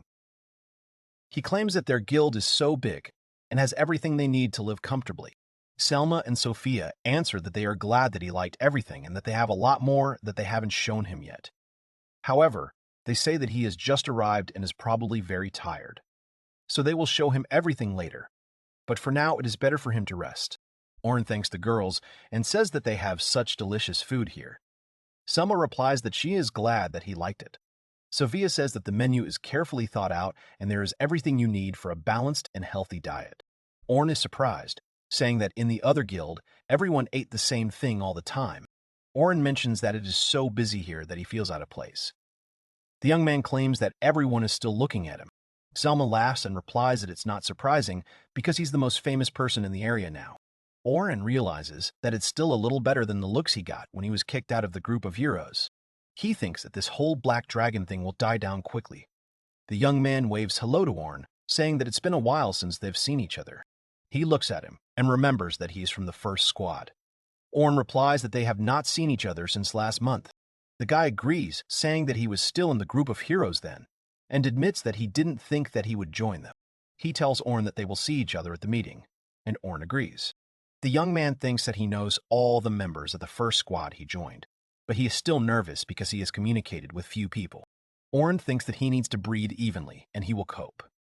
The guy from his squad excitedly says that he heard that he is now their star. He claims that he is very cool. Orn is surprised that everyone already knows about this and asks what's wrong with that. The guy asks how he can ask such a thing since he single-handedly defeated the Black Dragon and then was immediately invited to join them. Ornu was pleased to hear these words, but he claims that he is also a member of their guild. In the meeting room of the Silver Rabbit in the Night Sky Guild, Vince Breyer, the leader, announces that everyone is finally here. He suggests that they start meeting regularly. The department heads sit at the conference table, jabbing Selma. Orn realizes that this is perfect timing. He reflects that as soon as he joined the guild, a meeting was called with all the executives present. The guildmaster says that firstly, he would like to introduce them all to their newest member. Orn rises from his seat, and the guildmaster announces that Orn Dula joined them yesterday. Orn bows, slightly in greeting, when Vince Bryart reveals that he used to be in the group of heroes. But after he left the group, he ended up participating in their expedition. The leader tells that during the expedition he defeated a black dragon that suddenly appeared and saved many lives of their comrades. The man says that they can be sure of Orn's strength, and believes that, in addition, his knowledge will be useful to their guild. The leader adds that he should retract that the entire group of heroes was actually controlled by him. Orn wonders if Vince is overdoing it. The leader states that this is why he decided to put him in the leadership position. He announces that Orn has proven his willingness to fight for his comrades, so the leader wants him to take Albert's place. Vince Bryart says a 2/3 majority is needed to officially install him in the position, and the final decision will be made today. Orn notices that so many appraising glances are directed at him, but decides that they are understandable. The leader wants to ask those leaders who are behind to raise their hands, but someone asks them to wait. The man in glasses says he would like to ask a couple of questions before voting. He turns to Orn and welcomes him to the guild. He claims that since the head himself recommended him, they will all expect great achievements from him. The man asks Orn if he himself wants to be in their guild. He adds that if Orn takes the place of leader, then the lives of the people in his group will depend on his decisions and asks Orn if he understands this. Orn thinks to himself that he understands this perfectly well, but their opinions differ. He thinks that what he wants to hear from him is that he will fight and die for their guild. However, he realizes that he cannot say this. He remembers that when he was little, he swore that day that he would always speak as he truly believed. Orn declares that he has no intention of dedicating himself entirely to their guild. The leaders whisper among themselves that they heard right. The man asks Orn that if he is not willing to do anything for their guild, then why is he here? Orn replies that, as he said, he does not intend to devote himself entirely to their guild. He states that, however, since he has joined, he is determined. That, as a member of the guild Silver Rabbit in the Night Sky, he would do his utmost to protect his comrades. Orn quotes that it is very bad when you have nothing to lose, because no matter how hard the situation is, he must become stronger so that he does not lose what is dear to him again. He says these are the words of the oath he took when he became an explorer. The man asks if this means something dear that he will protect. It is not the guild, but his comrades from his squad. He asks Orn if he understood his words correctly. The young man puts his hand on his heart and confirms the man's words. Orn promises that no matter how hard it is for him, he will protect his squad members and says that this is his answer to them. The man and Selma are pleased with Orn's answer, and the leader suggests moving to a vote. He asks for a show of hands for those who agree. Orn recalls that everyone who was at the meeting then raised their hand, and so he took the position of leader of the Silver Rabbit in the Night Sky. Orn thinks about what everyone started telling him next: research trends, industry activities and funding flows, the status of processing magical equipment, and a bunch of other things. He realizes that he is glad that he attended this meeting, because thanks to it, he was able to understand the approximate situation in the guild. Binspreyer announces to the executives present at the meeting that they are done for the day. Orn reflects that this meeting was useful. Selma suggests going to the first squad now. She happily announces that everyone is waiting for him with impatience, and they are getting ready to go. However, the girl suddenly stops them, calling her Selmachka. Orn and Selma are surprised by this treatment. Estella from the Research Management Department asks Selma to take Orn away for a minute. She says she wanted to talk to the new leader. Orn stands there, confused, wondering if she wants to talk to him. Selma agrees, and Estella thanks her. She apologizes to Orn for interrupting her work, but specifies that since he is the new leader, he probably knows how to teach others. Orn, nervous, replies that within reasonable limits, of course, he can. The girl rejoices and says that here is the versatile genius of Dawn. Orn wonders if she is talking about him. Orn muses that Dawn is from the full name of the hero group, Golden Dawn, and notes that hero group is also something of a name, and they are called that because they were able to reach the deepest floor of the southern labyrinth. Orn wonders why she is asking him, and assumes that she wants him to teach someone something. The girl enthusiastically replies that she wanted to ask him to teach a group of newcomers. The young man wonders if she is serious, and then realizes that this is sort of his duty. Selma says that she asks him too, and he is surprised that Selma is there too. He asks Selma if there will be any problems with the first squad's activities. The girl replies that there won't be any, and tells him not to worry about it. Selma claims that compared to when he was in the group of heroes, he will have a lot of free time. She explains that the first squad does not descend into the Great Labyrinth every day. She also adds that exploring the labyrinth for more than 4 days in a row is prohibited in their guild. Orn muses that this is a good approach, as exploring the labyrinth for days on end is dangerous and reckless, and fatigue quickly sets in. He decides that he can then teach newcomers in his spare time. He replies that they have not sat down, so he can try. Estella happily thanks him. She says that they are all very talented children, and they have great hopes for them. She also expresses joy that it was Orn who decided to take on their training. Orn begins to guess who she is talking about, but does not have time to say anything. Estella says goodbye, saying that they will chat some other time, and that she will give him all the information he needs before the end of the day. She screams that she ran and bids them farewell. Orn thinks she is a hurricane man, as he watches her run off to do her business. Selma announces that it's time for them to go too, and everyone is already waiting for him. Orn agrees, but asks why everyone already knows everything. The girl replies that she will tell later. Orn and Selma walk through the library, and Orn says it's impressive. He notices that it doesn't just contain books about the labyrinth, but a bunch of other useful books. Selma explains that this library contains all the information that their guild has managed to collect, and any member of the guild has access to it. Orn looks at the books and says that even for such a large guild, this is amazing, and says that it is an amazing collection. Selma says that they are almost to the first squad's room, so he will read later. Selma and Orn open the door, and the squad exclaims that they have finally arrived, and they have been waiting for them. At the table sit 2 young girls and a boy. They say that they are the first squad of the Silver Rabbit in the Night Sky, and asks Selma if she came with him too. Selma and Orn sit down at the table, and the girl cheerfully tells him not to be so nervous. The girl with long black hair agrees with Selma's words and claims that this is not the first time they have met. The second, fair-haired girl, adds that they met each other on a raid last month. The guy asks Selma that they should introduce themselves. She replies that that's why they've gathered today. Orn recalls that they met last month on the day he fought the Black Dragon, and it was a joint raid of 3 S-rank groups. He admits that even then he felt something. How close they were. A group member suggests starting with the oldest ones, that is, her. The girl with black hair says her name is Rain Hagwell. She's 24 years old, and she's a mage. Orn is surprised that she is so much older. Orn thought she was 14 at most. He muses that even her robe doesn't fit, but decides it's not worth saying out loud. Rain extends her hand to shake his, and says she's glad to meet him. Orn replies that it is mutual. He is also glad to meet her and shakes her hand, thinking that her hands are also very small. He reflects on the fact that at first glance, you would not say that she is one of the best magicians.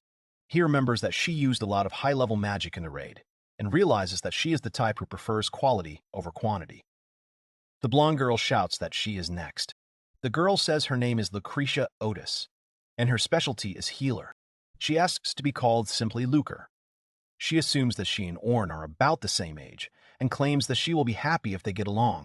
Orn replies that the feeling is mutual, and thinks to himself that she is always the cheerful ray of light of the first squad. He muses that she was also a mage on the raid, using mostly advanced magic.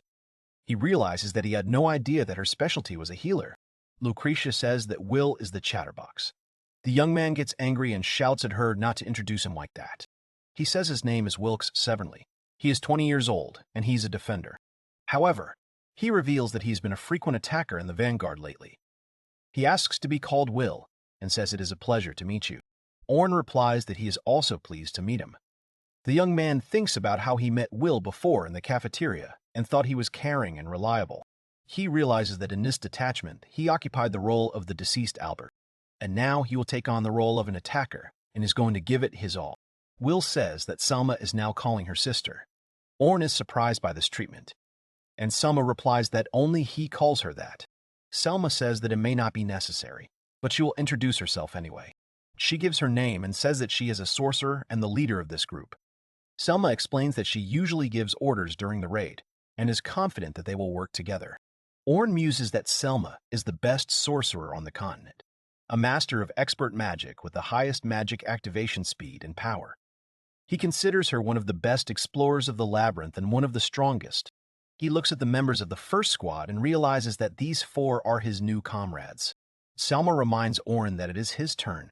The boy introduces himself, stating that he is 18 years old and that his role is attacking in the Vanguard. He bows in greeting and declares that he will do his best not to let them down.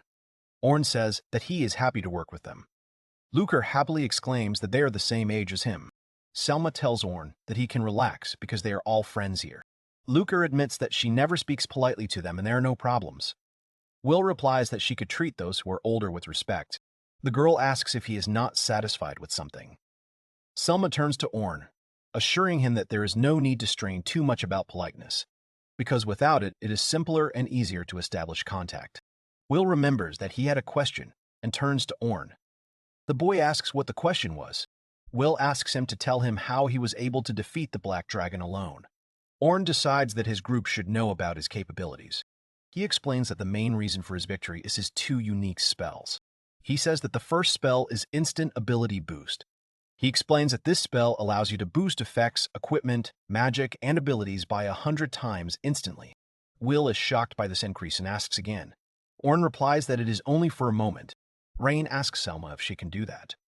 The girl replies that she has no idea how to achieve such an effect. Orn is told about the second spell, for which he has not yet come up with a name. But it is magic that allows you to improve abilities better than regular support magic, but its gain increases gradually. Orn wonders if it's not really magic, but rather a technique. Lucre asks how much it amplifies the effect, and Orn says that when she fought the dragon, it increased it 32 times. The girls exclaim in shock that this is somehow unfair. Orn thinks to himself that of course it is unfair. It is a cheating ability. Lucre asks what happens. It's such a strong ability that it has no drawbacks. Oren replies that there are, and to be precise, there are two disadvantages. He explains that, firstly, this ability only works on him, and that is why the members of the hero group told him to use regular support magic. Oren claims that although his magic was many times stronger than normal, it was useless to them, and they decided that they did not need him. He says that secondly, to use this spell, a huge amount of mana is needed. Although it seems extremely strong, it still has a limit. He says that the fight with the Black Dragon then dragged on, and he clearly felt the strain of the spell on himself. Will points out that even so, he won. The boy tells Oren that the instant ability boost clearly gave him a huge advantage. He claims that Selma didn't praise him for nothing. Selma says that she knew, of course, about his powerful magic, but she could not imagine that he could increase the effect of a spell 100-fold. She calls Oren an amazing magician, and the young man blushes at such praise. Oren explains that the instant ability boost effect is not permanent, so you won't be able to boost yourself 100-fold every time. He asks the team if they have any questions, and that he will try to answer them all. Rain says she has a question. She asks Oren if he can fill other roles. Oren says he can fill everything, but only at B or A rank. Rain claims she felt he would be better suited to play as an attacker in the forward line, and is confident he is at a higher level there. However, she wonders why the Vanguard, since he can use powerful spells. Oren replies that it is simply because he cannot use advanced and higher magic. Oren muses that no matter how hard he tries, he cannot use advanced magic, or higher than advanced magic. Selma states that she doesn't believe it. She asks that he can use his unique magic, but not the advanced one. Oren replies that this is true, and he has never succeeded, and he doesn't know the reason for this either. Oren says, upset, that all he has is his unique magic, and that any other magic will be of no use. Rain asks what the problem is, saying that he will definitely be able to master it sooner or later. She claims that he just needs a training partner, and assures him that she is always ready to help. Oren is encouraged by his comrade's words and thanks her, saying that he would like to learn. Lucre exclaims that now she has a question. She asks Oren if he has a skill. Oren replies that he does. He shows his skill and says it's magic convergence, meaning he can compress magic into one point. The girl screams that it's cool. Will wonders what Oren can do with it. Oren explains that he can make platforms out of it in the air, and when it disperses quickly, it can create an explosion, thus attacking. Oren adds that he can also use it for other magic. Will says it's a versatile thing. Will announces that there are now 3 people with special abilities in the first squad. Oren asks Will if he has a special ability too. The young man, scratching his head in awkwardness, replies that he doesn't have any, but his sister Selma and Lucre do. Lucre says she'll tell you everything now. She claims her ability is called magic power tracking. She says that she can see magic, understands where it was used, and where the magician then sent it. Oren notes that she has a very useful ability. Lucretia thanks him, but claims that Selma has a more amazing ability. She asks Selma if she is telling the truth. Confused, Selma asks her not to praise her. Selma reveals that her ability is called emotional resonance, and it allows her to see the lines that connect members of a group who trust each other, and through them they can communicate with each other using the power of thought. Oren is amazed by her ability and thinks that back when he was in the group of heroes, this was what he dreamed of. Oren asks if that means all their thoughts are being transmitted. Selma tells him he shouldn't worry about that. Selma says that it's actually hard to explain how it works, but this ability only transmits the thoughts they want to transmit within a radius of several kilometers from her. Oren is surprised by the radius and realizes that this is how she knew the status of all the group members back then. Oren says that no matter how you look at it, her ability is excellent. Selma thanks him. Selma says they can call it a day and suggests they work on their coordination in the maze on the lower floors tomorrow. She announces that, as always, the meeting will be at 9 in the morning in the first squad room. Will asks if they can still have a welcome dinner for Oren. He suggests they eat together. Oren asks if they can, and Selma says why not. Will asks Oren if he minds. Oren replies that he just needs to go shopping and asks if he can join them later. Selma replies that if he wants to buy potions or magical tools, he doesn't need to, because they have plenty of their own. Oren says that he would like a new sword for himself because he lost 2 in the battle with the Black Dragon. Oren reflects on how he forgot to buy it yesterday, and his create magic sword spell is having a detrimental effect on the condition of a normal sword. Will exclaims that Oren has no weapon. Oren replies that, fortunately, he has one more sword left, but he needs several just in case. Rain tells Oren that it usually takes several days to produce a sword. Oren replies that there is no need for that and he can get the sword today. Rain and Will are surprised, asking how he can be ready today. They ask if he doesn't use custom weapons, but just buys them. Oren replies that he is a B-rank swordsman, so they don't make custom swords for him. He adds that he can enhance the sharpness and durability with support magic, so he shouldn't worry. Lucretia asks Oren if the center of gravity feels strange to him. If he uses a regular store-bought sword, Oren replies that it's okay, because you can get used to it or fix it yourself, and adds that he never buys something that he can't fix or change somehow. Rain exclaims that she of course understands everything, but from today on, for him, she is in one of the best groups in the guild. She yells at him that he shouldn't use inferior equipment and tells him not to embarrass himself. Reina, enraged, grabs Oren by the hand and tells him to follow her. Oren is shocked by what is happening and wonders where they are dragging him. Rain drags Oren by the hand, and the rest of the party follows. Oren wonders where she is taking him. She opens the door of the shop and calls out loudly to Alan, asking him to make Oren a sword. Blacksmith Alan turns around and, nervously, asks what happened, since the first detachment came to him in full force. Alan, upon seeing Oren, exclaims that this is their dragon slayer. He asks if they want him to make Oren a sword. Rain says yes, and Oren stands silently next to her, feeling awkward. Alan asks if he's sure he'll fit in, wondering if Oren has his own blacksmith.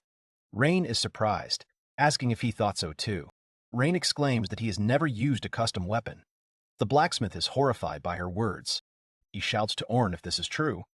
Oren bashfully replies that it is true. The blacksmith clutches his head in disappointment. Alan explains to him that he is risking his life. He claims that he is not saying that ordinary blacksmiths are incompetent, and asks how he is going to effectively wield a weapon that does not fit his hand properly. Warren says he never really cared about guns, but he got yelled at and his opinion changed. Rain apologizes, asking if she yelled too much. Oren admits that until this moment he hadn't really thought about it at all, and thought that regular swords would work too. The young man claims that now that he has joined the guild and become a full member of the first squad, he must use a good weapon. Otherwise, he might let the guys down. Rena smiles at Oren's words. The boy asks Alan if he can forge a sword for him. Alan replies with a smile that of course he would do it with great pleasure. Will tells Oren that he is lucky, because this old man is the best blacksmith in their guild, and his weapon was also made by Alan. So the quality is guaranteed. Alan sheepishly says that he shouldn't be praised so much. The blacksmith adds that there is one problem. Oren and Will clarify what the problem is. Alan clarifies that if he is to make a good sword, it must be made from high-quality materials from the deep levels of the labyrinth. But he does not have them now. He adds that therefore they will have to go down to the deep levels of the labyrinth and get the materials. There is no other way. The group, upset, argues that this should have been discussed from the beginning, and Alan apologizes.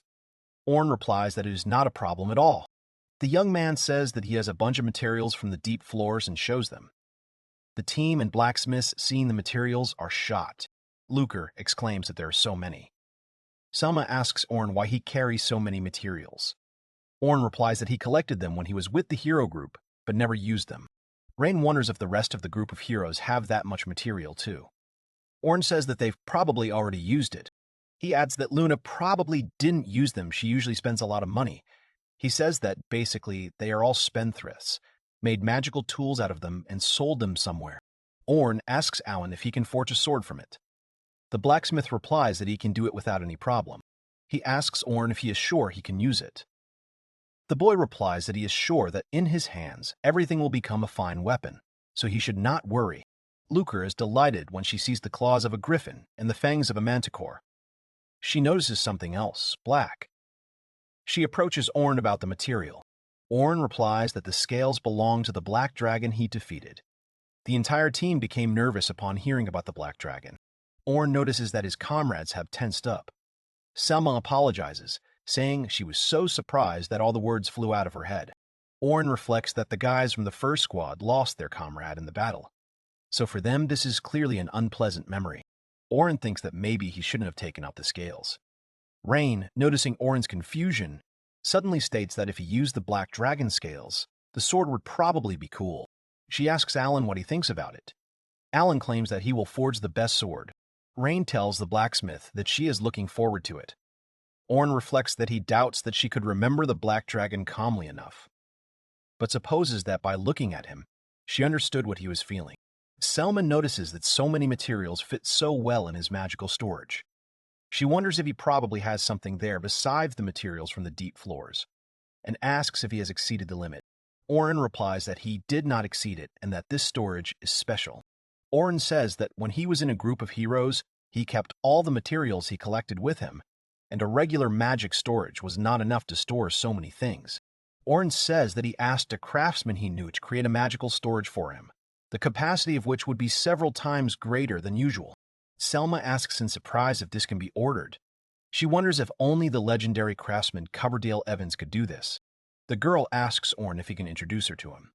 Orn apologizes and says he can't do that. He explains that this was a condition, and without it, he would not have created it. Orn says that he must keep his identity and the magical formula of this instrument a secret, so all he can tell them is that the storage capacity is noticeably larger than usual and asks them not to ask any more questions. Selma replies that it's a pity, but there's nothing to be done about it. Alan asks Orn if he is okay with the black dragon scales being used as the main material for the sword. Orn says he is okay with it. Alan asks to let him know if there are any other requests. Will announces that the welcome party is postponed. Orn apologizes to Will, but he says that he shouldn't do that. Lucretia states that they themselves are eager to see the sword that Alan will forge. Rain agrees with her words, and Selma tells Orn to be sure to tell Alan all his wishes. Orn thanks the guys from the first squad. Orn reflects that this is how he first met Alan. Orn was telling him all about his perfect sword, and Alan was occasionally making irritated noises. Alan asks if Orn is serious, and the boy exclaims that, of course he is, because it is a custom-made sword. Orn thought it would take him about a month. Alan asks Orn to prepare everything necessary to seal the spell in the sword. Orn says he will do it without any problem. Orn thinks about how Alan listened to all his stupid wishes and mentally thanks him. Orn thinks that he provided him with all the necessary materials, and now he is holding in his hands the sword forged by Alan. He understands that in this clan, the materials obtained by the researchers are first given to the Research Management Department, and then these materials are received in bulk by the artisans. That is, they do not receive them directly from the researchers. Orn realizes that he really has become a researcher for the Silver Rabbit in the Night Sky Guild. He thinks that now he doesn't have to worry about the sword. He decides that he should prepare for tomorrow and go to bed. Ornan goes to his room and notices that there is something in the mailbox. He remembers that Estella said that she would send information on the newcomers to his room. He reads a document that says these are the profiles of the new recruits of the 10th Squad of the Silver Rabbit in the Night Sky. He remembers Sophia, Caroline, and Logan, and realizes that it is them. Orn remembers Estella telling him that she was glad he had decided to take this on because that was exactly what the children wanted. Orn reflects that as he watched them from the sidelines. He realized that all three of them had something heavy on their minds, but he couldn't do anything about it. The young man decides that now everything is different, and this time he will do everything right. Sitting at the table in his room, he notices that in the document sent there is another message from Estella. In the letter, Estella wrote that, as promised, she was sending a list of newcomers. She wrote that there was a lot of depressing stuff written there, but she thought it would be important to send all this information known to them. In the letter, she asks for feedback after he reads it all. Orn ponders her words about it being depressing. He looks at the documents and realizes that the second part is a brief history of each member of the group, and the third part is a profile of each member of the 10th group. He starts reading the short bio of the group and thinks that since they are new, gathering information about them is important. He realizes that the story sheet in his hand is about Logan. It reads that Logan Hayward was born in November of 614 in Irish Village, Southern Hetanto Kingdom, and that his talent for magic was outstanding from childhood. The document states that at the age of 12, with the support of the villagers, he set out alone to Sutrail to become an explorer. Orn reads that when their clan was recruiting new members, he decided to join, and immediately after joining, he demonstrated his talent, so he was entrusted with the position of leader of the 10th group. Orn realizes that Logan has made a solo effort to become an explorer and has succeeded. He decides that he likes the boy. Orn recalls that his and Oliver's village was destroyed by bandits, but Logan has a home where people support him. Orn believes that this puts a lot of pressure on him. Orn reflects that although they write about innate talent, without titanic work there is no use from talent. The young man is more than sure that Logan will become a strong researcher in the future. Orn decides that there is nothing depressing in the documents about Logan and moves on to Sophia's story. The documents state that Sophia Claudel was born in December of the year 614 in the kingdom of Nohitanto, in the city of Dalawan. Orn is shocked to learn that due to the death of her mother, a servant, in childbirth, she was taken into the Claudel family. However, there she was often mistreated by Madame Claudel, and when she was 10, she entered a school for aristocrats. Orn reads that her half-sister Selma, with whom they had been on good terms, had already finished her studies by that time, and since Selma had to leave her home, Sophia had been treated poorly by Madame Claudel. The documents say that when Selma learned of this, she decided to take Sophia into the clan so that she would leave her family behind. And after that, Sophia herself expressed her desire to become a researcher, and it was decided to take her into the 10th detachment. Orn agrees that this is already a rather dark story. He thinks about Sophia and Selma, realizing that the two of them were half-sisters, but got along as if they were siblings. He admits that he had no idea. He thinks that fortunately the problem is over, because Selma protected Sophia and decides that he also wants only the best for her, so he must support her. He goes to the documents about Caroline. He reads that Caroline Ingroff was born in March of 615, and her place of birth is unknown and has the ability, self-healing. Orn is shocked that she was imprisoned by the Sukuramen Order for several years. Orn muses that the Sukuramen Order is a terrifying demonic cult from legend. He recalls that they worshipped Zlobog, and their goal was to resurrect Zlobog. The young man realizes that no one knows if Zlobog exists or if he can be resurrected. But in any case, the organization was dark. They conducted cruel experiments on people, and their hands were elbow-deep in blood. They created a lot of evil. He recalls that there were also cases where they attacked small towns and villages, burning them down. He believes that this is one of the largest evil orders. Orn will wonder what Caroline had to go through. He reads that in September of 627, their clan was tasked with clearing out one of the Sukuramen Order's bases. And then, they found her in the Order's dungeon. And Albert from the first squad was the one who got her out of there. The documents state that, judging by her condition at the time of her rescue, she was treated inhumanely the entire time. He reads in shock that after the rescue her mental state was unstable, she still has not recovered, and they continue her treatment. And after she became a researcher and it was decided to take her into the 10th group, Orn squeezes the documents in his hand and realizes that this is the same depressing story. He thinks about how inhumane the treatment of a person with self-healing is, and no one can imagine the horrors she had to go through. Orn understands that the wound in her heart will not go away. He remembers how she was ready to take any dangerous step. Orn decides that it wasn't just the hard days in the cult that had taken their toll on her, but the death of Albert, who saved her, must have hit her as well. The young man realizes that behind her carefree smile there was hidden such a dark past. Orn thinks that he has figured out the past of these three, and from now on he will teach them and look after their condition. Orn puts all the documents together and tells himself that he can handle teaching the newcomers how to explore the labyrinth and the responsibilities of a leader. He reflects that if he fails, he will become useless again. But he believes that if they believed in him and relied on him, then he should give it his all. The young man understands that in any case he can't do anything now and decides that tomorrow he will wake up early and study the materials in the library in the morning, because there is probably something useful there.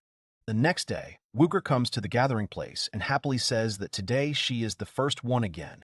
Ornin, without looking up from his book, wishes her good morning. Lucretia is surprised that he is already awake. She asks him if he has been reading since the morning. Orn replies that he has some free time. She notices a huge pile of books and is amazed. Lucretia, looking at all these books, asks Orn if he will read all of them. Orn replies that he has already read these books, and he only has 2 more to read, and he will have just enough time. Lucretia asks in horror if he really stayed up all night reading and is planning to go to the labyrinth today. Orn says that everything is fine and he slept well, and he has been sitting with his books since about 7 in the morning. The girl asks in bewilderment how he read so many books then. Orn replies that he can read quickly, so she can be sure that he has indeed read all of this. He reflects on how, in order to be useful, He decided to study the knowledge that the clan possesses early in the morning. Lucretia claims that reading so much in an hour and a half is astonishing. During this time, the book floats in the air. In front of Lucretia's eyes, the book floated in the air and landed on a stack of other books. The girl exclaims that the book was flying and asks Orn if he used his magic just now. Orn replies that he did, but there is no name for it. He makes books fly and tells that only light objects can float, but it is still convenient. The girl is delighted, admitting that she has never seen anything like this, and exclaims that 2 books are flying at once. Lucretia says that it's very cool. Orn thinks about the fact that there are people with secret techniques in the clan, but there aren't many people with special magic. Someone enters the room and greets Orn and Lucretia. Rain is indignant that Lucre can be heard even in the corridor, and asks what all the noise is about since early morning. She notices the floating books and points to them and exclaims that the book is flying. She screams that it is a ghost. Lucretia whispers to Orn that Rain is very afraid of ghosts, but for some reason is not afraid inside the labyrinth. She laughs and says that she has an idea. Lucre hugs Rain and lies to her that he is afraid of ghosts. Rain exclaims if it is really a ghost. Orn thinks about Rain's easy fall for her lie, but decides it is funny, so he will watch. Rain tells Lucre that everything is fine, so he will watch. Rain tells Lucre that everything is fine. She declares that her sister will protect her and creates a magic circle of attack spell. Orn is horrified when he sees it. Orn apologizes to Rain and yells at her that it is not a ghost, but his magic. He asks her to stop immediately. At that moment, Orn realized that Rain was indeed a powerful mage. Orn explains that he used his magic to remove the books, which is why they fly. He claims that Lucre misunderstood, too. Rain admits that they scared her. Lucre and Orn decide that it's best to stop scaring her with ghosts. Selma arrives at the meeting place and greets the boys. Rain greets her back and notes that she arrived exactly on time. Selma tells the team that she had to go to the research department about their trip. She happily announces that today they will be training to work as a team with Orn, and so she decided to collect requests to collect materials with the monster. The girl says that since they will be working as a team, they need to hold a briefing. Will replies that one briefing is unlikely to be enough for them, and Lucre asks what they will be hunting. Selma replies that they will be hunting for the wool of the poisonous sheep, and so they will go down to the 86th floor. Orn muses that the poisoned sheep is a monster that is covered in thick wool that protects it from blows, and it is able to exhale black smoke that paralyzes the body of the exhaler. He realizes that the wool of the poisonous sheep is very strong and has quite good elasticity, so it is quite a popular material, and it is used to make the uniform of the researchers of the Silver Rabbit in the night sky. Selma invites the team to discuss their roles in the battle. She starts with support magic. She announces that she will be handling most of the support magic. She tells Orn that she knows about his strong buffs and his special support magic, but she wants him to focus on fighting as well as support. Orn reflects that with another buffer. It's safe to say that Selma's burden has become lighter. Selma informs that Orn and Reina's primary role is offense. She says that will carefully lure the monsters, and the healing magic will, of course, be on Lucre. If healing is not needed, then she asks her to help the attackers. Selma states that she will mainly use buffs to protect the group, and says that they will stick to this tactic. The girl says that she has been to the 86th floor several times before, but she still shouldn't relax. She claims that this is Orn's first trip with them, so she asks everyone to give it their all. Orn agrees, adding that this will also be his first time as a swordsman, and he will have to get used to the way the monsters move, so he will not relax. The young man realizes that this is his first exploration of the labyrinth of the role he wants to be. He decides that he must not let down the people who accepted him, and is going to give it his all. At the entrance to the labyrinth, Orn hears someone asking if he is a dragon slayer. He hears the explorers discussing among themselves that they heard he single-handedly took down a black dragon. They ask if he is one of the rabbits. They continue their discussion, assuming that he has only recently joined. However, someone asks if it would not be better for him to join the group of heroes. Another researcher suggests that he join the rabbits to be closer to the front lines. Lucre notes that he is well known among them. Lucre says he's a real star. Orn says the word spreads too fast. The young man realizes that no one seems to know about the recent failure of the group of heroes. He believes that the aristocrats who sponsor them have prevented the information from leaking out. Orn decides that he and the Silver Rabbits will quickly catch up with them. He understands that his goal now is to go down with them to the 94th floor. Orn thinks that he will catch up with the group of heroes. The team finds themselves in the southern Great Labyrinth on the 86th floor. Lucre says it's so deep underground, but she still marvels at the beautiful view.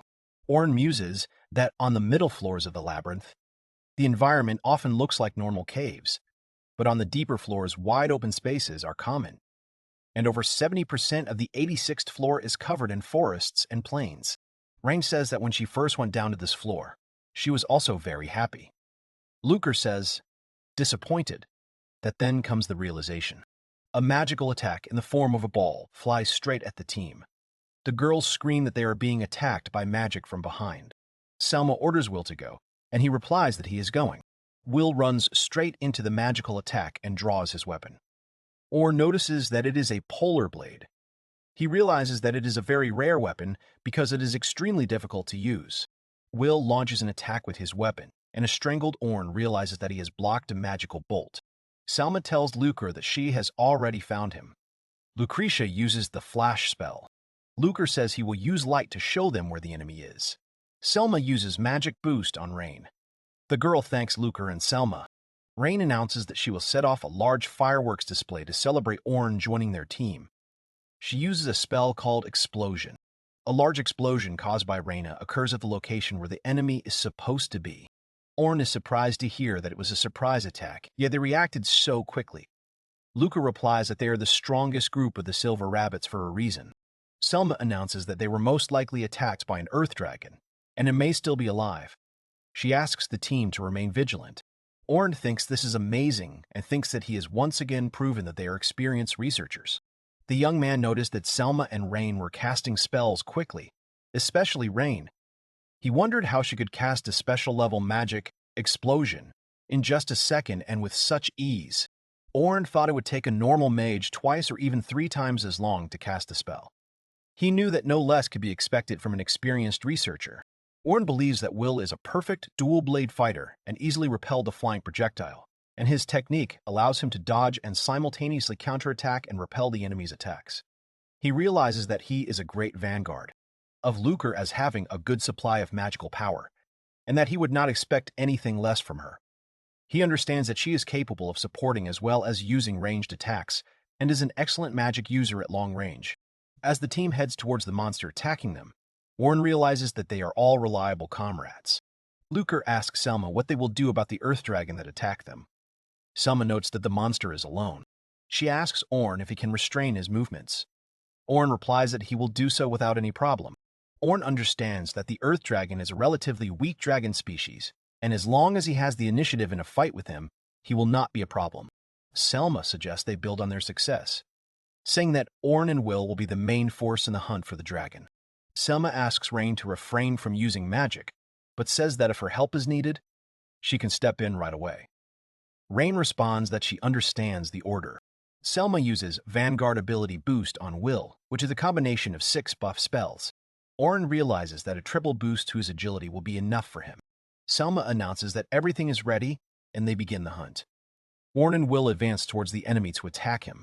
Will says he will go ahead and distract the dragon, and asks Orn to stand behind him, and Orn agrees. The monster notices Will, and the boy says that this is great and that he should go to him.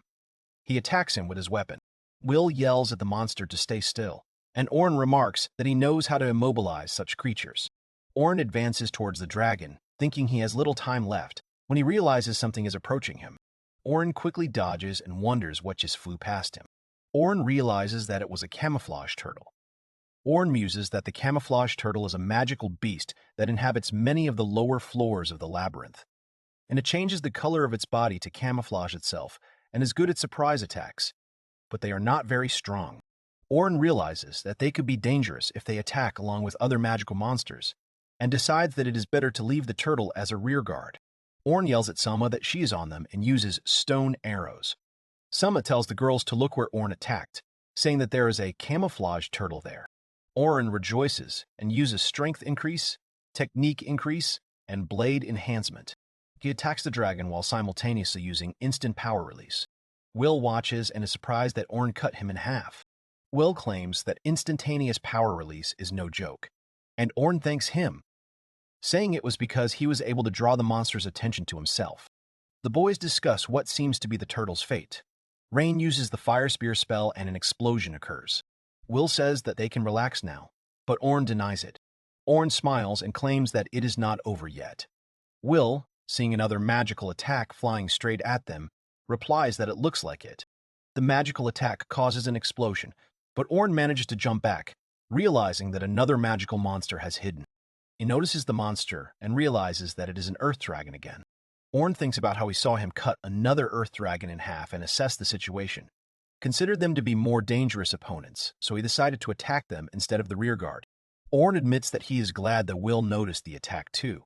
Selma says that Orn and Will are great. Will says that he and Orn work well together. Orn replies that this is exactly it, and realizes that it is Selma's ability that allows the group to communicate telepathically. Selma announces that from now on she will be giving orders telepathically. She asks Orn if he can handle it. Orn replies that of course he can handle it, because he is a former member of the hero group, and telepathic communication is not a problem for him. Selma claims she expected nothing less from him. Selma tells Will and Orn to go ahead, and Lucra and Rain to attack with magic once they have him immobilized. The team responds that they understand, and Selma orders them to begin. She casts magic on Will and asks him to act. Will replies that she doesn't have to tell him. Selma uses dimensional jump, and Oliver ends up right in front of the Earth Dragon. The boy exclaims that it was perfect. And Orn is amazed that Selma used dimensional jump so easily and quickly. Orn and Will attack the monster. Will tells Orn that they will hold it off. Orn immediately agrees. Selma announces that she is beginning the pre-attack report, and all squad members are ready. The Earth Dragon is trapped. Lucre exclaims that he is caught and will not twitch now. Rain declares that he will finish him off. Rain uses the spell Thunderhammer, and Lucretia uses her spell called Ice Spear. The dragon is attacked by two spells at the same time, and a large explosion occurs.